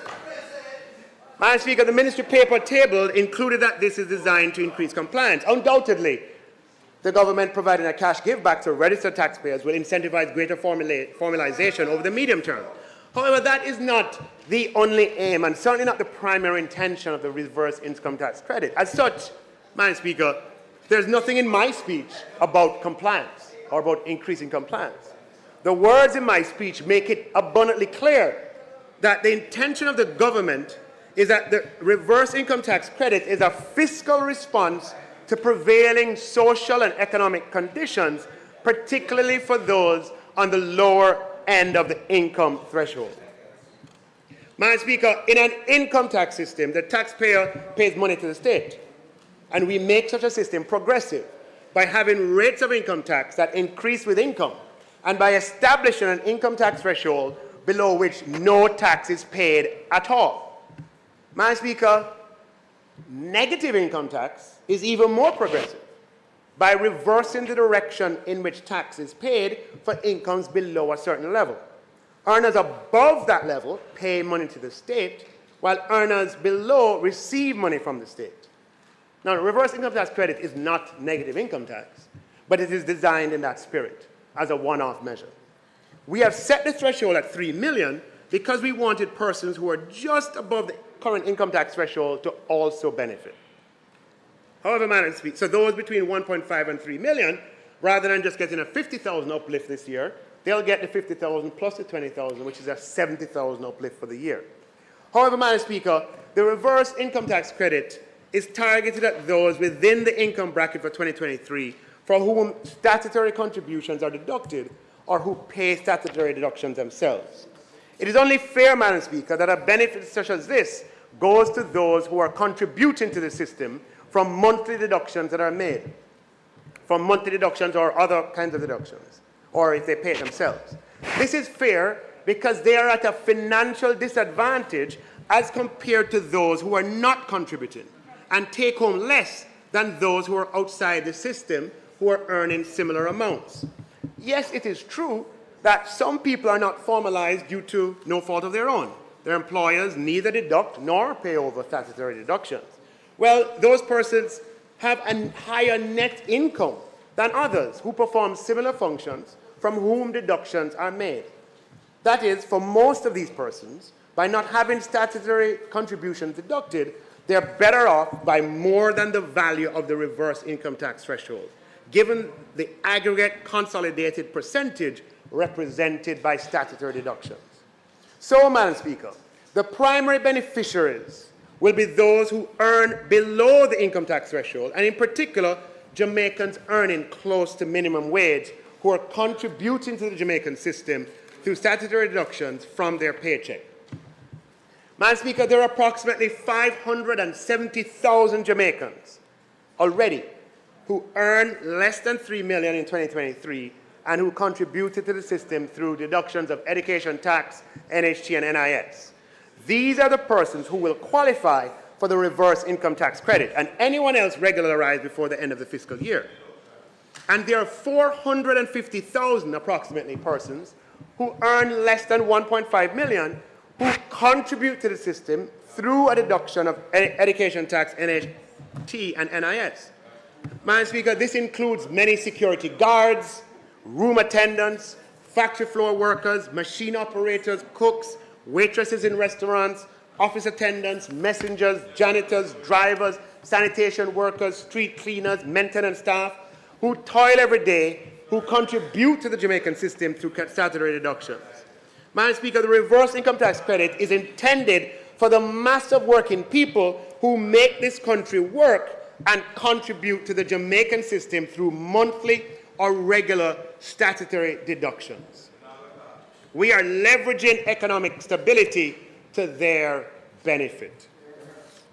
Now, Madam Speaker, I heard the opposition leader cynically suggest that the $11.4 billion that is being used to finance the one-off reverse income tax credit ought to be diverted towards those earning above the income tax threshold, and by so doing, increase the income tax threshold further. Madam Speaker, I was shocked to hear that. I was absolutely shocked to hear that. Madam Speaker, we are directing a benefit of $11.4 billion to persons who earn at the lower end of the income spectrum, including hundreds of thousands of hardworking Jamaicans who earn at minimum wage or just above minimum wage and who contribute to ed tax, NIS, and NHT. Are you suggesting taking away from them and giving to higher income earners? Madam Speaker, when you increase income tax threshold, everyone above the threshold benefits. Those making 10 million, those making 20 million, those making 30 million. So the effect of the opposition leader's suggestion would be to take away the $20,000 reverse income tax credit from the hundreds of thousands of minimum wage earners and those just above, who are among the 570,000, and give it to the 70,000 Jamaicans earning above 3 million. Madam Speaker, that is a red card. That is an approach, Madam Speaker, that we call champagne socialists. And that is what you get, Madam Speaker, from an unprincipled, cynical, flip-flop approach to policymaking. Not only would that suggestion be regressive, the opposite of progressive, it would also be fiscally questionable, given that the source of funding for the one-off reverse income tax credit is non-recurring. Madam Speaker, in 2012, Jamaica was in terrible fiscal shape and needed to raise a lot of revenue. And as I've said, Madam Speaker, the individuals, the Prime Minister, the Finance Minister, under tough circumstances, in my view as individuals, did a great job. Okay? Great job as individuals. What I doubt is the institutional capacity for that to be replicated when there are no guardrails, when there is choice. Madam Speaker, the Portia Simpson-Miller administration, because we were in, levied a tax package on May 24th, 2012, to be effective June 1st, 2012, which was designed to raise $19 billion for the 2012-13 fiscal year, and which, when annualized on a 12-month basis, was a $23 billion tax package representing 1.8% of GDP at the time. Massive tax package. Included in that tax package was a broadening of the GCT base to include the application of GCT to raw foods, excluding chicken. There was some protest on aspects of the measure. On June 6, 2012, the then government tabled revised revenue measures that, among other changes, amended the application of GCT to raw foods by providing an exemption for domestic raw foods. You understand what happened? So what happened is the government needed to raise revenues in 2012. They came with a tax package, $23 billion annualized, 1.8% of GDP, and included in that tax package was a broadening of the GCT net to include raw foods. There was some protest or representation, and the government in June of that year came back and revised it and took it off of, in other words, left the domestic as it was before. So prior to June of 2012, domestic raw foods and foreign raw foods were equally treated with respect to GCT. Neither category of goods attracted GCT. Now, we got into this position of a lopsided imbalance in the application of GCT on raw foods because of the need for revenue, not protection. Now, Madam Speaker, the imposition of GCT on foreign-produced raw foods, but not local-produced raw foods, violated binding trade agreements to which Jamaica is a party. It's not a gray area. It is black and white. Madam Speaker, the General Agreement on Tariffs and Trade, GATT, is a multilateral, legally binding agreement that regulates trade among more than 153 countries in the world. By now it might be 160, I don't have the exact number. It was entered into 1947, and Jamaica became a contracting party of the GATT on March 9th of 1963. Jamaica's accession to the GATT was part of Jamaica's broader efforts to integrate into the global economy and foster economic development through trade. and the GATT was later replaced in 1995 by the WTO, of which Jamaica is also a member. Now, Madam Speaker, Article 3 of the General Agreement of Tariffs and Trade, which anybody can read on the internet. Article 3 of the General Agreement on Tariffs and Trade addresses national treatment of internal taxation regulation. It is very clear, Madam Speaker, that the agreement, which is binding on Jamaica, forbids the application of GCT on foreign-produced goods in a specific category, while not also applying GCT to locally produced goods in the same category. Here is an example. Here's an excerpt of Article 3, Madam Speaker, and it's in my speech. I won't necessarily read it into the record here, but persons can look at it online. But it basically says the contracting parties recognize that internal taxes and other internal charges, laws, regulations, and requirements affecting the internal sale, offering for sale, purchase, transportation, distribution, or use of products, and internal quantitative regulations, should not be applied to imported domestic products so as to afford protection to domestic production. The products of the territory of any contracting party imported into the territory of any other contracting party shall not be subject directly or indirectly to internal taxes or other internal charges of any kind in excess of those applied directly or indirectly to like domestic products. Moreover, no contracting party shall otherwise apply internal taxes or other internal charges to imported or domestic products in a manner contrary to the principles set forth. Now, Madam Speaker, we didn't sign that agreement.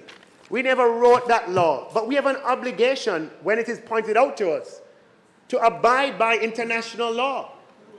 This is not debatable or up for negotiation.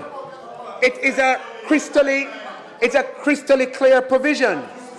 GCT is an internal tax, and it is against international trade law for it to be applied on foreign-produced goods, but not to local goods of the same kind.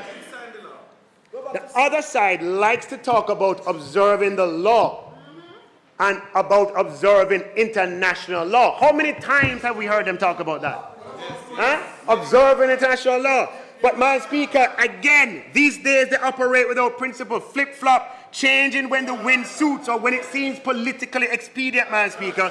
This is another example of an unprincipled approach. And, Madam Speaker, the opposition leader asks, whose bidding am I doing? Madam Speaker, it is out of order. I am upholding the rule of law and having Jamaica honor our international, legal, binding obligation. So, Madam Speaker, Jamaica needed the revenue. Jamaica, if you listen, you will learn about this, okay? Madam Speaker, Jamaica needed the revenue in 2012, and so presumably, I'm not saying it is so, I mean, presumably, the decision was made on the basis of a, kind of catch me if you can, right? In 2012. Well, Madam Speaker, Jamaica indeed was caught. First by CARICOM. CARICOM got wind of this breach of international law and wrote to Jamaica demanding that changes be made so that its members were not subject to unfair trade practices. Madam Speaker, Jamaica quickly complied. No, okay. Trust me on this, okay? Jamaica quickly complied. And the Portia Simpson Miller administration changed the law in 2014 to ensure that foreign raw goods produced in CARICOM member states were exempt from GCT, Madam Speaker. That was in 2014. So they were caught by CARICOM. Fast forward, Madam Speaker, to 2023.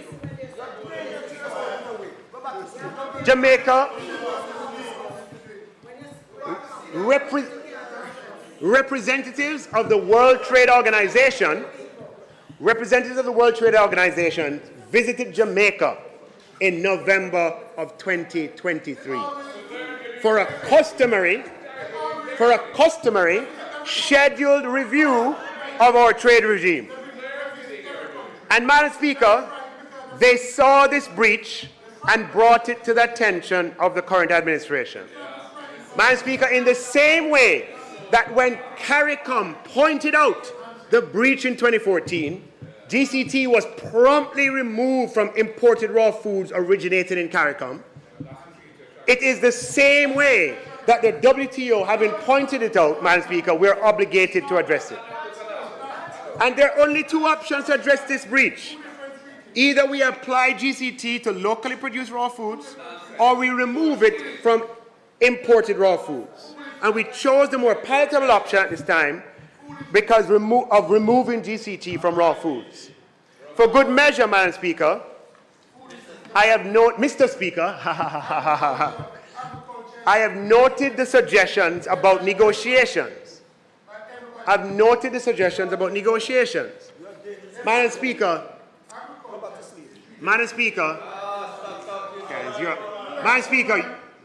you guys are wrong and strong on this.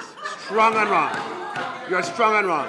Madam Speaker, this is a black and white issue that violates a founding principle of GATT, Mr. Speaker, signed by 153 countries. It's not a negotiable provision. It's not a negotiable provision. The GCT is not a negotiable provision. I will talk about what is negotiable, but not the GCT. Okay? Now, I use the term blacklisted, Madam Speaker, as a term to mean sanctioned by the international community. There's no literal blacklist for breach of international money laundering or tax obligations. What I meant, Madam Speaker, is that, and as I said, Jamaica would be exposed to trade sanctions from other WTO members. So, Madam Speaker, let's talk about protection. Let's talk about protection and negotiation. Madam Speaker,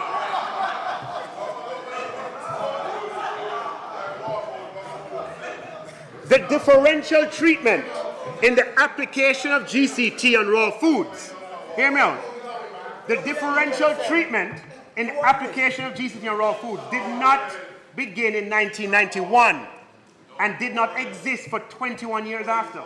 There's no differential. They were treated on the same grounds, right? It's only in the past 12 years where, due to the need for revenues from a deep fiscal crisis, that Jamaica ended up flouting international law with respect to the non-uniform application of GCT. Now, Madam Speaker, member states of the WTO have the opportunity to apply, like Jamaica, to apply duties and additional stamp duties, provided that the maximum duties that could be applicable are published in the WTO schedule. Okay, so how the WTO works, Madam Speaker, every country, Mr. Speaker, every country has to submit the maximum duties that it can charge. And that was done for Jamaica some time ago. And the process of changing those maximum duties, Madam Speaker, is Mr. Speaker, a negotiation that's very, very, very expensive and can take a very long time. Currently, Jamaica applies import duties and additional stamp duties on imported raw foods. For example, for tomatoes, for cabbage, and for carrots, raw foods that we produce in Jamaica, import duty is 100%, and additional stamp duty is 80%.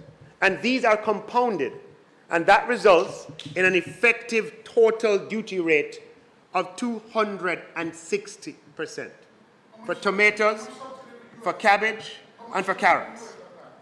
Now, Madam Speaker, as part of Jamaica's WTO agreements, Jamaica has committed to maximum levels of duties of 100% and maximum levels of duties of other duties, i.e. additional stamp duty of 80%, to be charged on selected imports. And that is a public schedule that all the countries of the world have. Okay? All of the countries have what we have put down as our maximum. We never put it down, not this administration. It was agreed on our collective behalf in the past. Now, Madam Speaker, unlike internal taxes such as GCT, as I mentioned, these maximum inbound rates are negotiable. But we must bear in mind, and I will circulate for full public consumption and understanding, the process of renegotiation. And you'll see the flow chart. And I'll share with you documentation that you see how complicated a process it is and how long it takes. And in addition, Article 23 of GATT, there's an article that speaks about how you modify the schedule. Okay? And what we aim to do is to increase public understanding. Right? There's Article 23 of the GATT schedule. And it reminds us, and I'm going to, in quotes from Article 3, it says, in such negotiations and agreement, meaning negotiations, which may include provisions for compensatory adjustments with respect to other products, the contracting parties concerned shall endeavor to maintain a general level of reciprocal and mutually advantageous concessions not less favorable to trade than provided for in this agreement prior to such negotiations. And what that means, Madam Speaker, is that any favorable adjustment in maximum rates in one area would need to be traded with compensating adjustments elsewhere. So, Madam Speaker, Madam Speaker, the government, Madam Speaker, has the option of additional stamp duties and other duties because we are not at the maximum level for all of the products. And the government of Jamaica is committed to quickly reviewing the additional stamp duty regime, including for raw foods, with a view of making the necessary adjustments in consultation with stakeholders. We are putting together a working group in this regard. The amendment for the GCT has not been passed yet. Okay? We are putting together, Madam Speaker, a working group in this regard, which includes the Ministry of Agriculture, the Ministry of Industry, Investment and Commerce, and the Ministry of Finance and the Public Service, inclusive of the Jamaica Customs Agency. Each of the parties to the working group will engage stakeholders in their sector. For the Ministry of Agriculture, this will include the Jamaica Agricultural Society, I believe, Minister Green. It will also include maybe even RADA and other stakeholders in the agriculture sector. The third schedule to the GCT schedule, I must remind everyone, Madam Speaker, shows all the items exempted. Madam Speaker, this is a very important point because there are some that will take advantage of the public not understanding what is happening. There's a view that when we say raw food stuff, we mean everything conceivable that constitutes raw food. That's not the case. Okay, the third schedule of the GCT Act shows all the items, hear me out first, shows all the items, Madam Speaker, that have been exempted from GCT from the very beginning, meaning even when the net was broadened, these items were not included. As a result, these items did not attract GCT on imports and did not attract GCT locally.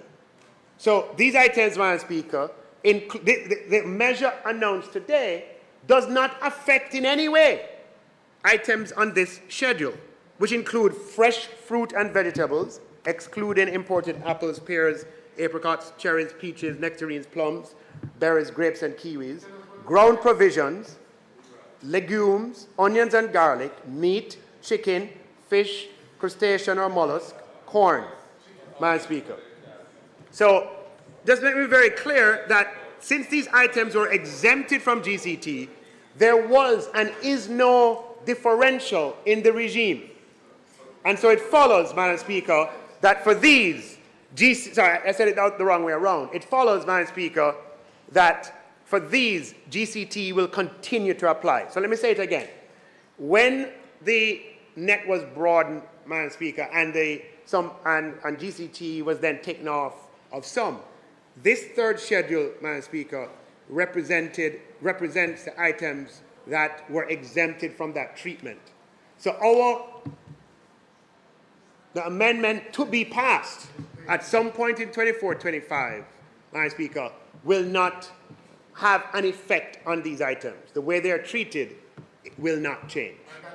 So, Madam Speaker, with respect to the other items that are not on this list, Madam Speaker, with respect to for these items, Madam Speaker, they are being treated, the GCT treatment for these items is the same on local and foreign.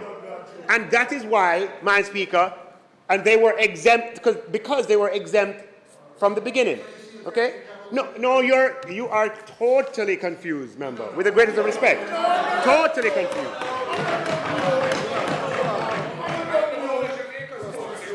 No, you are totally confused.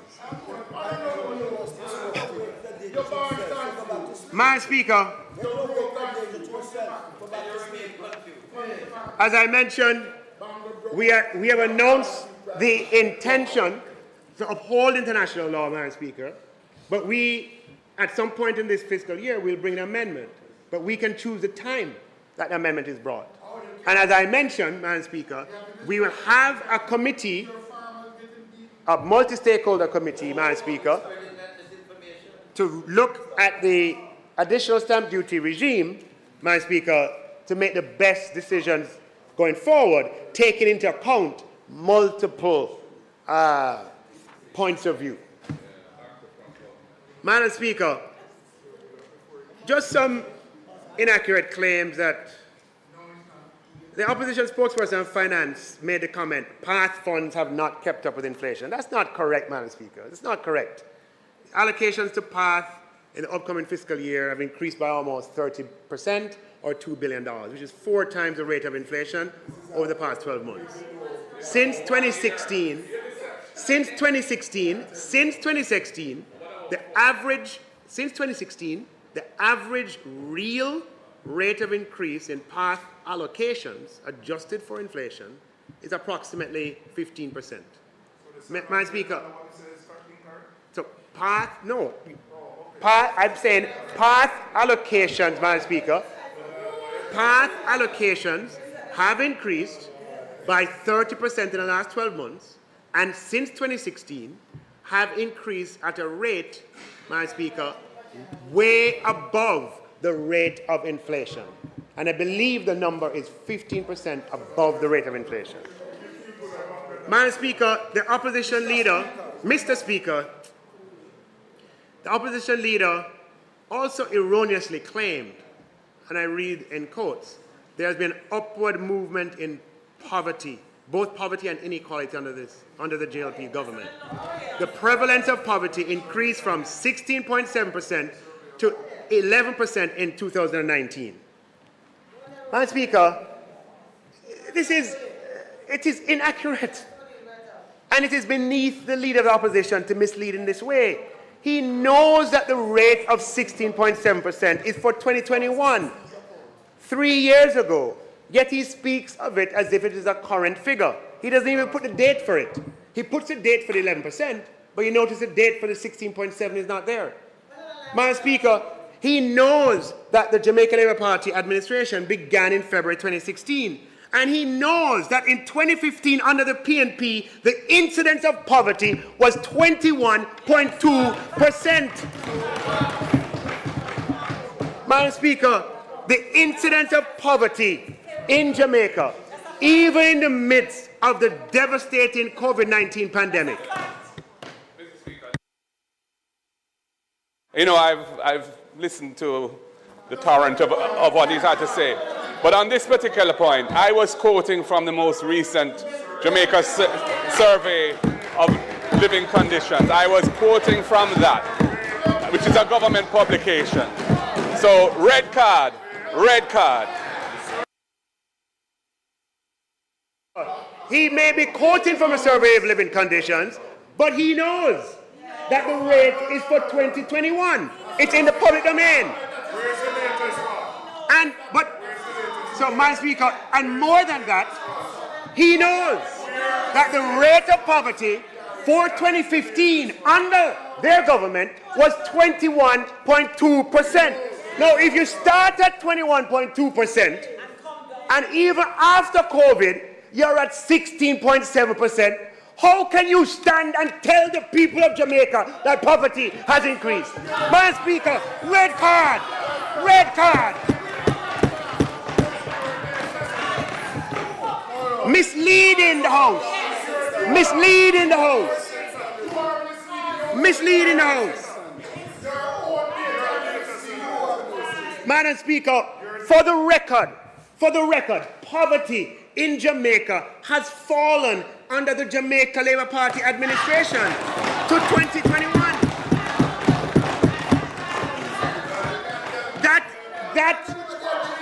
That is just a basic fact, Madam Speaker.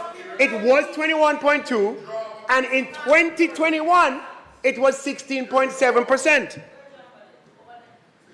And, Madam Speaker, in its quarterly report for August 2023, for those who are paying attention, the PIOJ reported that they are projecting a fall even from 16.7%. Madam Speaker, and furthermore, in October 2023, the World Bank released their estimate of poverty for 2022. I don't know if they'll be correct or not, but it's way lower than 16.7. So don't go around, there's enough to talk about. You don't have to make things up. Right? Of 16 talking about poverty has increased under this administration. It is just not true. And for misleading the Jamaican people, Madam Speaker, it is a red card. A red card. Red card. We cannot tolerate this coming from an opposition leader, Madam Speaker. It is not right. It is not right, Madam Speaker. It is not right. And I wish I never had to stand here and point it out. You have no use. You're an husband.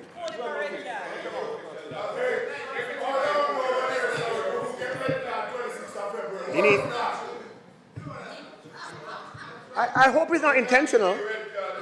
Madam Speaker, there's another kind of false claim. Here's what was claimed in the opposition leader's presentation. The government has been boasting of low unemployment when most of those jobs are below the International Labour Organization standard of decent work. Madam Speaker, he's just taking anecdotes and just stating them as fact, not looking at any documentation whatsoever to substantiate the views.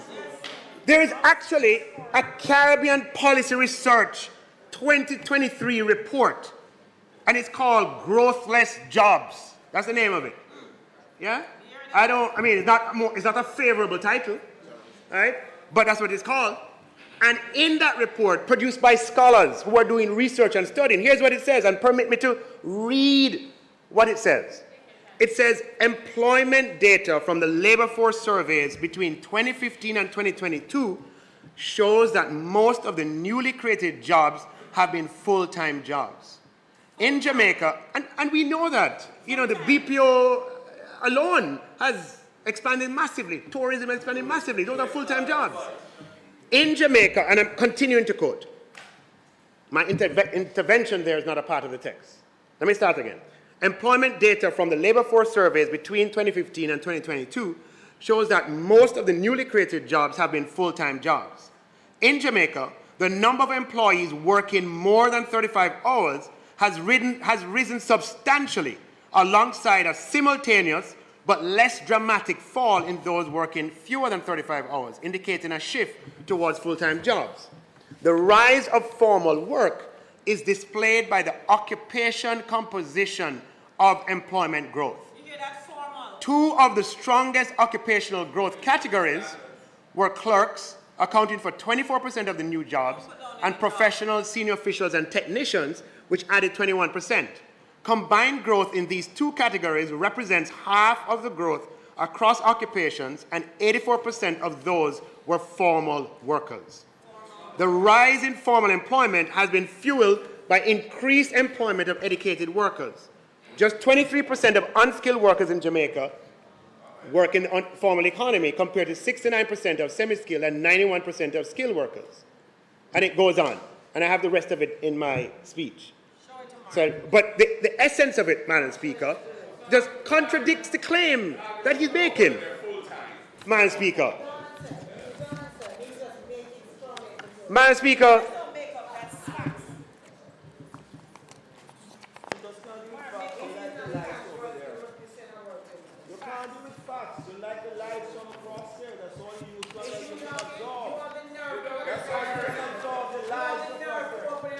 Madam Speaker, I just want to make one other. Stop talking, you're false. Keep drop out. Hold the false to them out. Don't make Julia look them out again. Oh. Julia. Otherwise you can't come up. Oh, shut your mouth. You're an has-been. Your days are over. Your days are over. Shut your mouth across here. You don't work the shut all. You are useless. You are useless. Madam Speaker, Mr. Speaker, jeez and peace. Mr. Speaker, the opposition, and this is not a major point, but it's one that I have to point out, Madam Speaker, because this creep. The opposition spokesman on finance stated that, furthermore, we initiated reforms to grant the Bank of Jamaica operational independence in setting monetary policy, primarily focused on inflation targeting to ensure price stability. Madam Speaker, in this country, we like to grab ideas and think we can own them. And ideas are a dime a dozen, and in the context of countries and policies I mentioned earlier. And therefore, there's sometimes certainly a confusion coming from opposition sides between ideas and talk and action, on the other hand, achievement and results. I know by experience that the idea of operational independence of the central bank predates even the Simpson-Miller administration and dates back to the 2010 IMF program. I know that because I was on the BOJ board in 2009 and 2010. It is an idea I found very attractive at the time.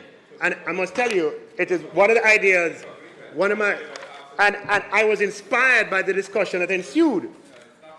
However, Madam Speaker, Jamaica was grappling with suffocating fiscal dominance and unsustainable fiscal arrangements.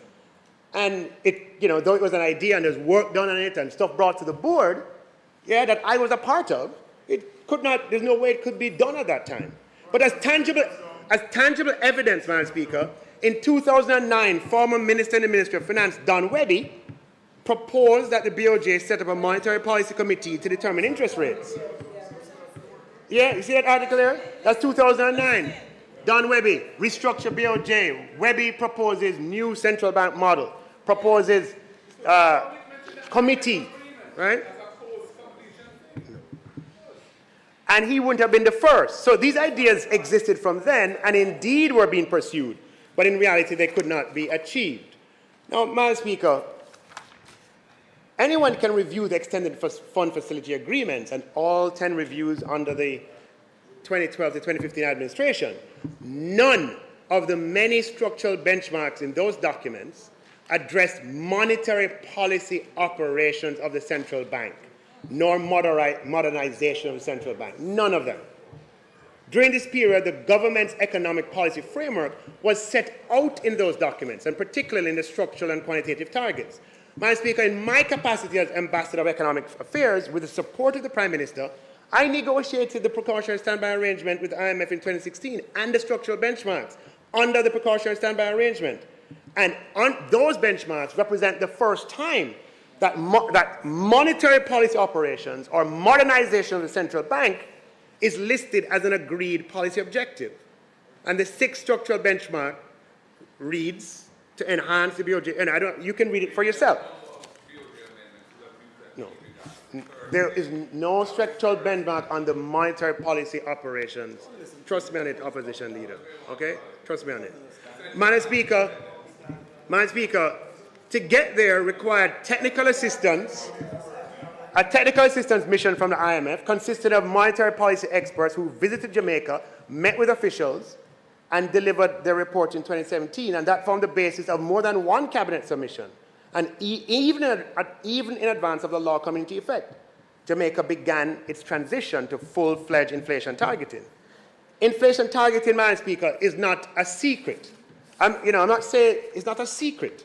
And so when you say began the transition, inflation target is not a secret. It's a very public thing, because if it's not public, it cannot be achieved. It's a public structure.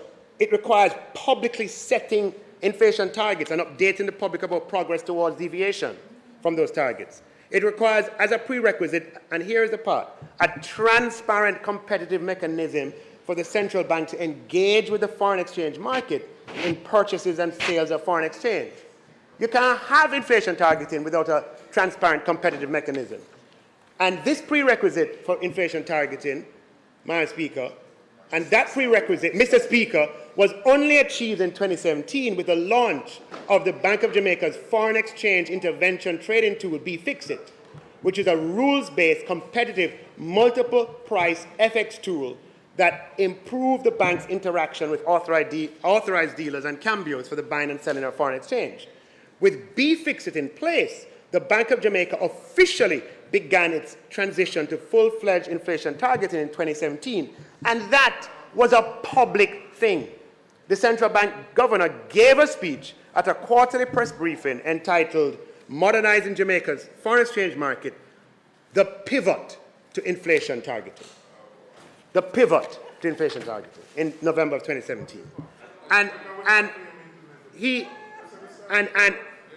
in that speech, Madam Speaker, he noted the milestone of the first time that a Minister of Finance and the Public Service set in a medium-term target of 4 to 6%. That is when inflation targeting was done in Jamaica. Madam Speaker, there were things done between 2012 and 2016. What I'm saying is the statement, Madam Speaker, made, as it is made, the words used are inaccurate, Madam Speaker. The words used. We need... you know your speech. No. Read what you said. Read what you said. So, Madam Speaker,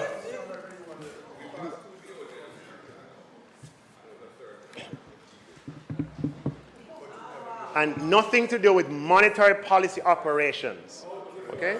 So you can talk about that. Talk about what you passed. But you didn't do anything with monetary policy operations. That's a fact. Now, Madam Speaker, in last year's budget presentation, Mr. Speaker, I'm not looking at him when I'm speaking. It's in my speech. I'm sorry, Mr. Speaker. I apologize. You're confused the people, so you're confused. Madam Speaker, in last year's budget presentation, I spent a considerable amount of time speaking about the need to transition from contract employment to permanent employment. Madam Speaker, this is a problem that has been around for 20 years or longer, maybe 30 years, where people are employed temporarily, have no security of tenure, can't get a mortgage, and can't live normal lives, don't have pension on their retirement. This has been the reality in Jamaica long before this administration, for at least 20 years before this administration, if not more.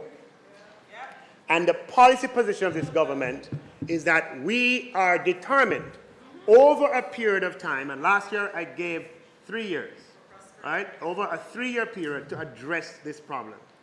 Madam Speaker, the process, though, of addressing the problem is challenging and long. There's a lot of paperwork that has to be done, which I won't get into. But I am pleased, Madam Speaker, to update this House that with respect to the National Solid Waste Management Authority and its 4 regional companies, the Cabinet has given the approval for 3,813 new posts to be created.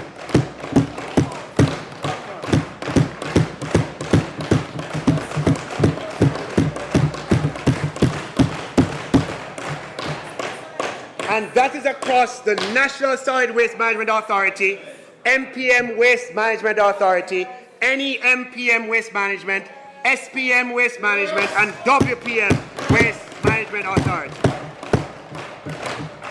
Madam Speaker, at the moment, there are only 269 posts. Everybody else is on contract. Sanitation workers, truck drivers, route supervisors, enforcement officers, mechanics. Madam Speaker, all of the working people in NSWMA and its subsidiaries for the past 30 years approximately, Madam Speaker, we're actors, as the Minister is saying, on contract. But under this government, Madam Speaker, the permanent post has been created.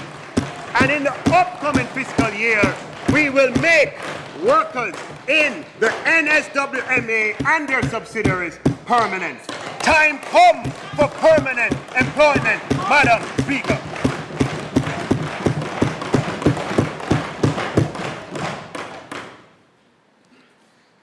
So, Madam Speaker, Mr. Speaker, Mr. Speaker, we have, Mr. Speaker, there is just a slight change to the provision on importation of armored cars for the security industry. Madam Speaker, Mr. Speaker, in a where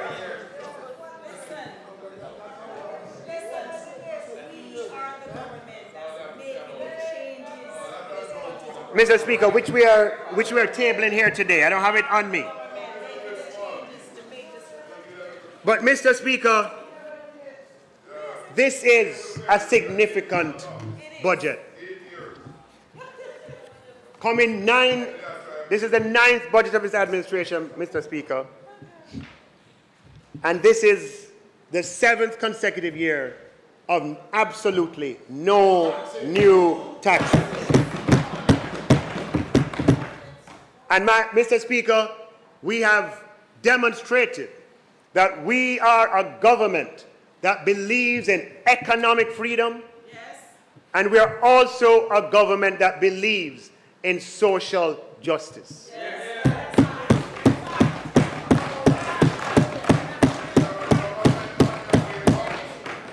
Mr. Speaker, the Prime Minister announced a groundbreaking measure that will have a tremendous impact on inequality in Jamaica with the creation of the Jamaica 60 trust funds that he announced, Mr. Speaker. And he'll have more to say about that in time. He raised the minimum wage from 13,000 to 15,000, Mr. Speaker.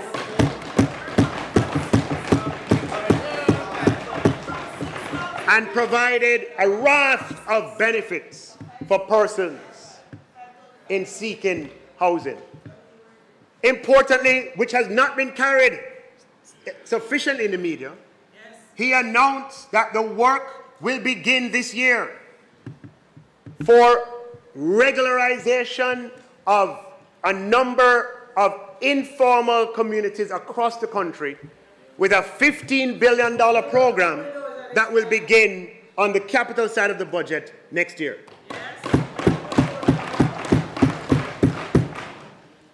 Mr. Speaker, in addition to that, we are implementing for the first time a reverse income tax credit, which will apply $20,000 to all Jamaicans earning below $3 million who contribute to the Jamaican system. We will be increasing the pension exemption and the age exemption such that pensioners who are over the age of 65 and who earn more than the current income tax threshold of $1.5 million will have the opportunity for $135,000 more on their pension.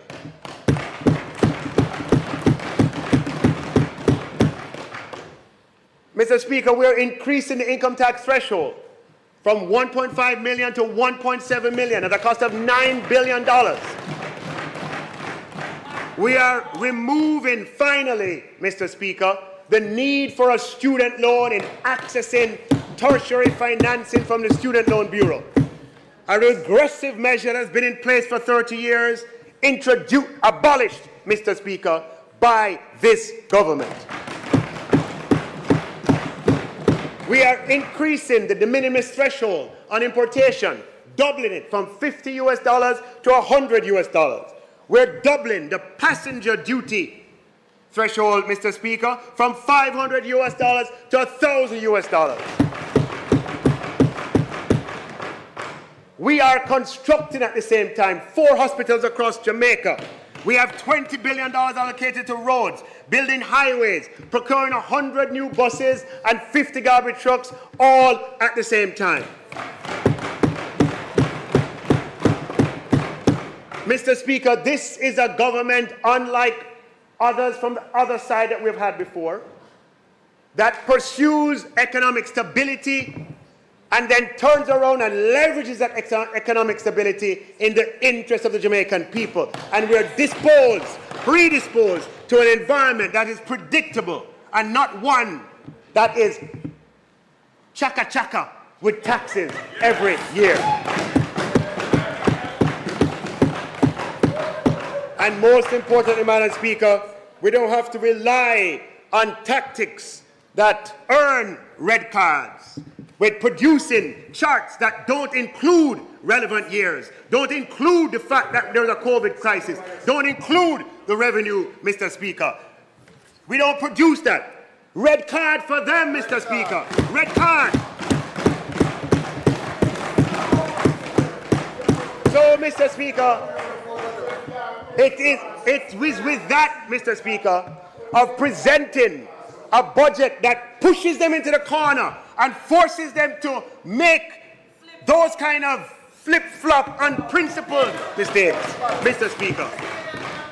And Mr. Speaker, this is a government that, in the pursuit of economic freedom and social justice, improves the standard of living of the Jamaican people, with per capita income rising, even as we strengthen the social safety net. We introduced a social pension, Mr. Speaker. We introduced a tourism workers pension scheme, and we will introduce the unemployment insurance. And Mr. Speaker, with that, Mr. Speaker, I conclude the closing presentation to the budget debate for 2024-25.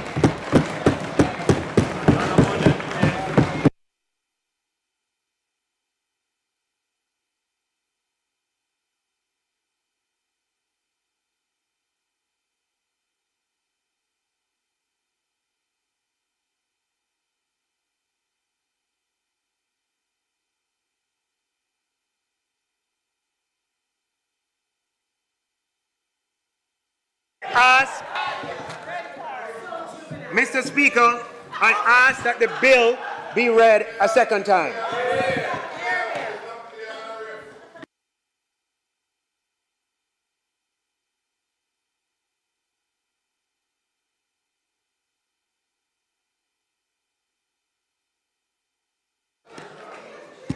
The question is that the bill be read a second time. Those in favor? Those against? The ayes have it. Clarke. A bill entitled An Act to Apply a Sum out of the Consolidated Fund to the service of the year ending on the 31st day of March 2025 and to appropriate the sums granted in this session of Parliament. Read a second time. Thanks. Minister? Minister? The House will now resolve itself into a committee of the whole House to consider the bill, clause by clause. Minister, how would you like to proceed? Madam Speaker, if there are no objections, Madam Speaker, no, I ask for the whole bill to put. Chairman of the committee, I ask that the whole bill be put to the House, Madam Speaker. Members, Members, I put clauses 1 through to clause 3. Those in favor? Aye. I put schedules 2 and 3. Those in favor? Aye. I put the title and enacting clause. Those in favor? Aye. The question is that I do report the bill as having passed committee stage without amendments. Those in favor? Aye. Those against? The ayes have it. Madam. Not as yet, Minister. 1 minute. I do report the bill as having passed committee stage without amendments. Minister? Madam Speaker, I now ask that the bill be read a third time. Madam Clarke? Members, the question is that the bill be read a third time. Those in favor? Aye. Those against? The ayes have it. A bill entitled an act to apply a sum out of the consolidated fund to the service of the year ending on the 31st day of March 2025 and to appropriate the sums granted in this session of Parliament read a third time and passed.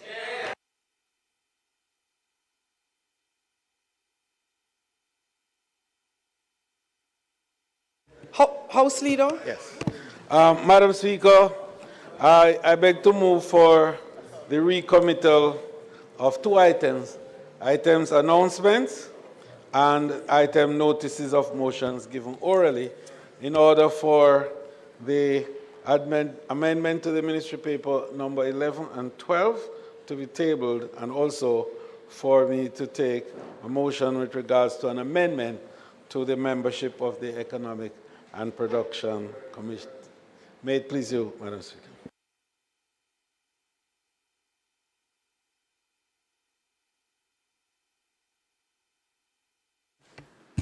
Members, the question is that we recommit announcements and notices of motions given orally. Those in favor? Aye. Those against? The ayes have it. Announcements? Also laid on the table of the House today are copies of the amendment to the Ministry Paper number 11 of 2024 entitled Revenue Measures for the Financial Year 2024-2025. House Leader. Madam Speaker, I beg to give notice that at the next meeting of the House, I will move. Be it resolved, with reference to the resolution approved by this Honourable House on the 29th day of September 2020, appointing an Economic and Production Committee, that the name Mr. Hugh Graham be deleted and the name Mr. Fitz Jackson be substituted thereto. And, Madam Speaker, I further beg to give notice that at a later stage today, I will move for the suspension of the standing orders to enable me to take this motion.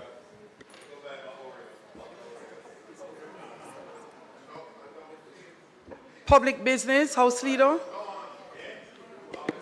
Madam Speaker, I beg to move for the suspension of the standing orders to enable me to take the motion, notice of which I gave earlier. Those in favor? Aye. Those against? The ayes have it. House Leader. Madam Speaker, I beg to move that the motion be approved. Those in favor? Aye. Those against? The ayes have it. House Leader. Madam Speaker, it is not intended to do any further business today, but on the motion of adjournment, Madam Speaker, I'd like to just indicate to members that we are at the verge of the observation of perhaps the most holy period in Christendom. And for those of us in Jamaica who have subscribed to the Christian faith, this is a particularly holy period. And as this Honourable House breaks its session in conclusion of the financial debate, we just want to use the opportunity to wish members a very peaceful and holy Easter, and that indeed they will be rested and refreshed and do the wonderful family things that make for the strength of this society over the years.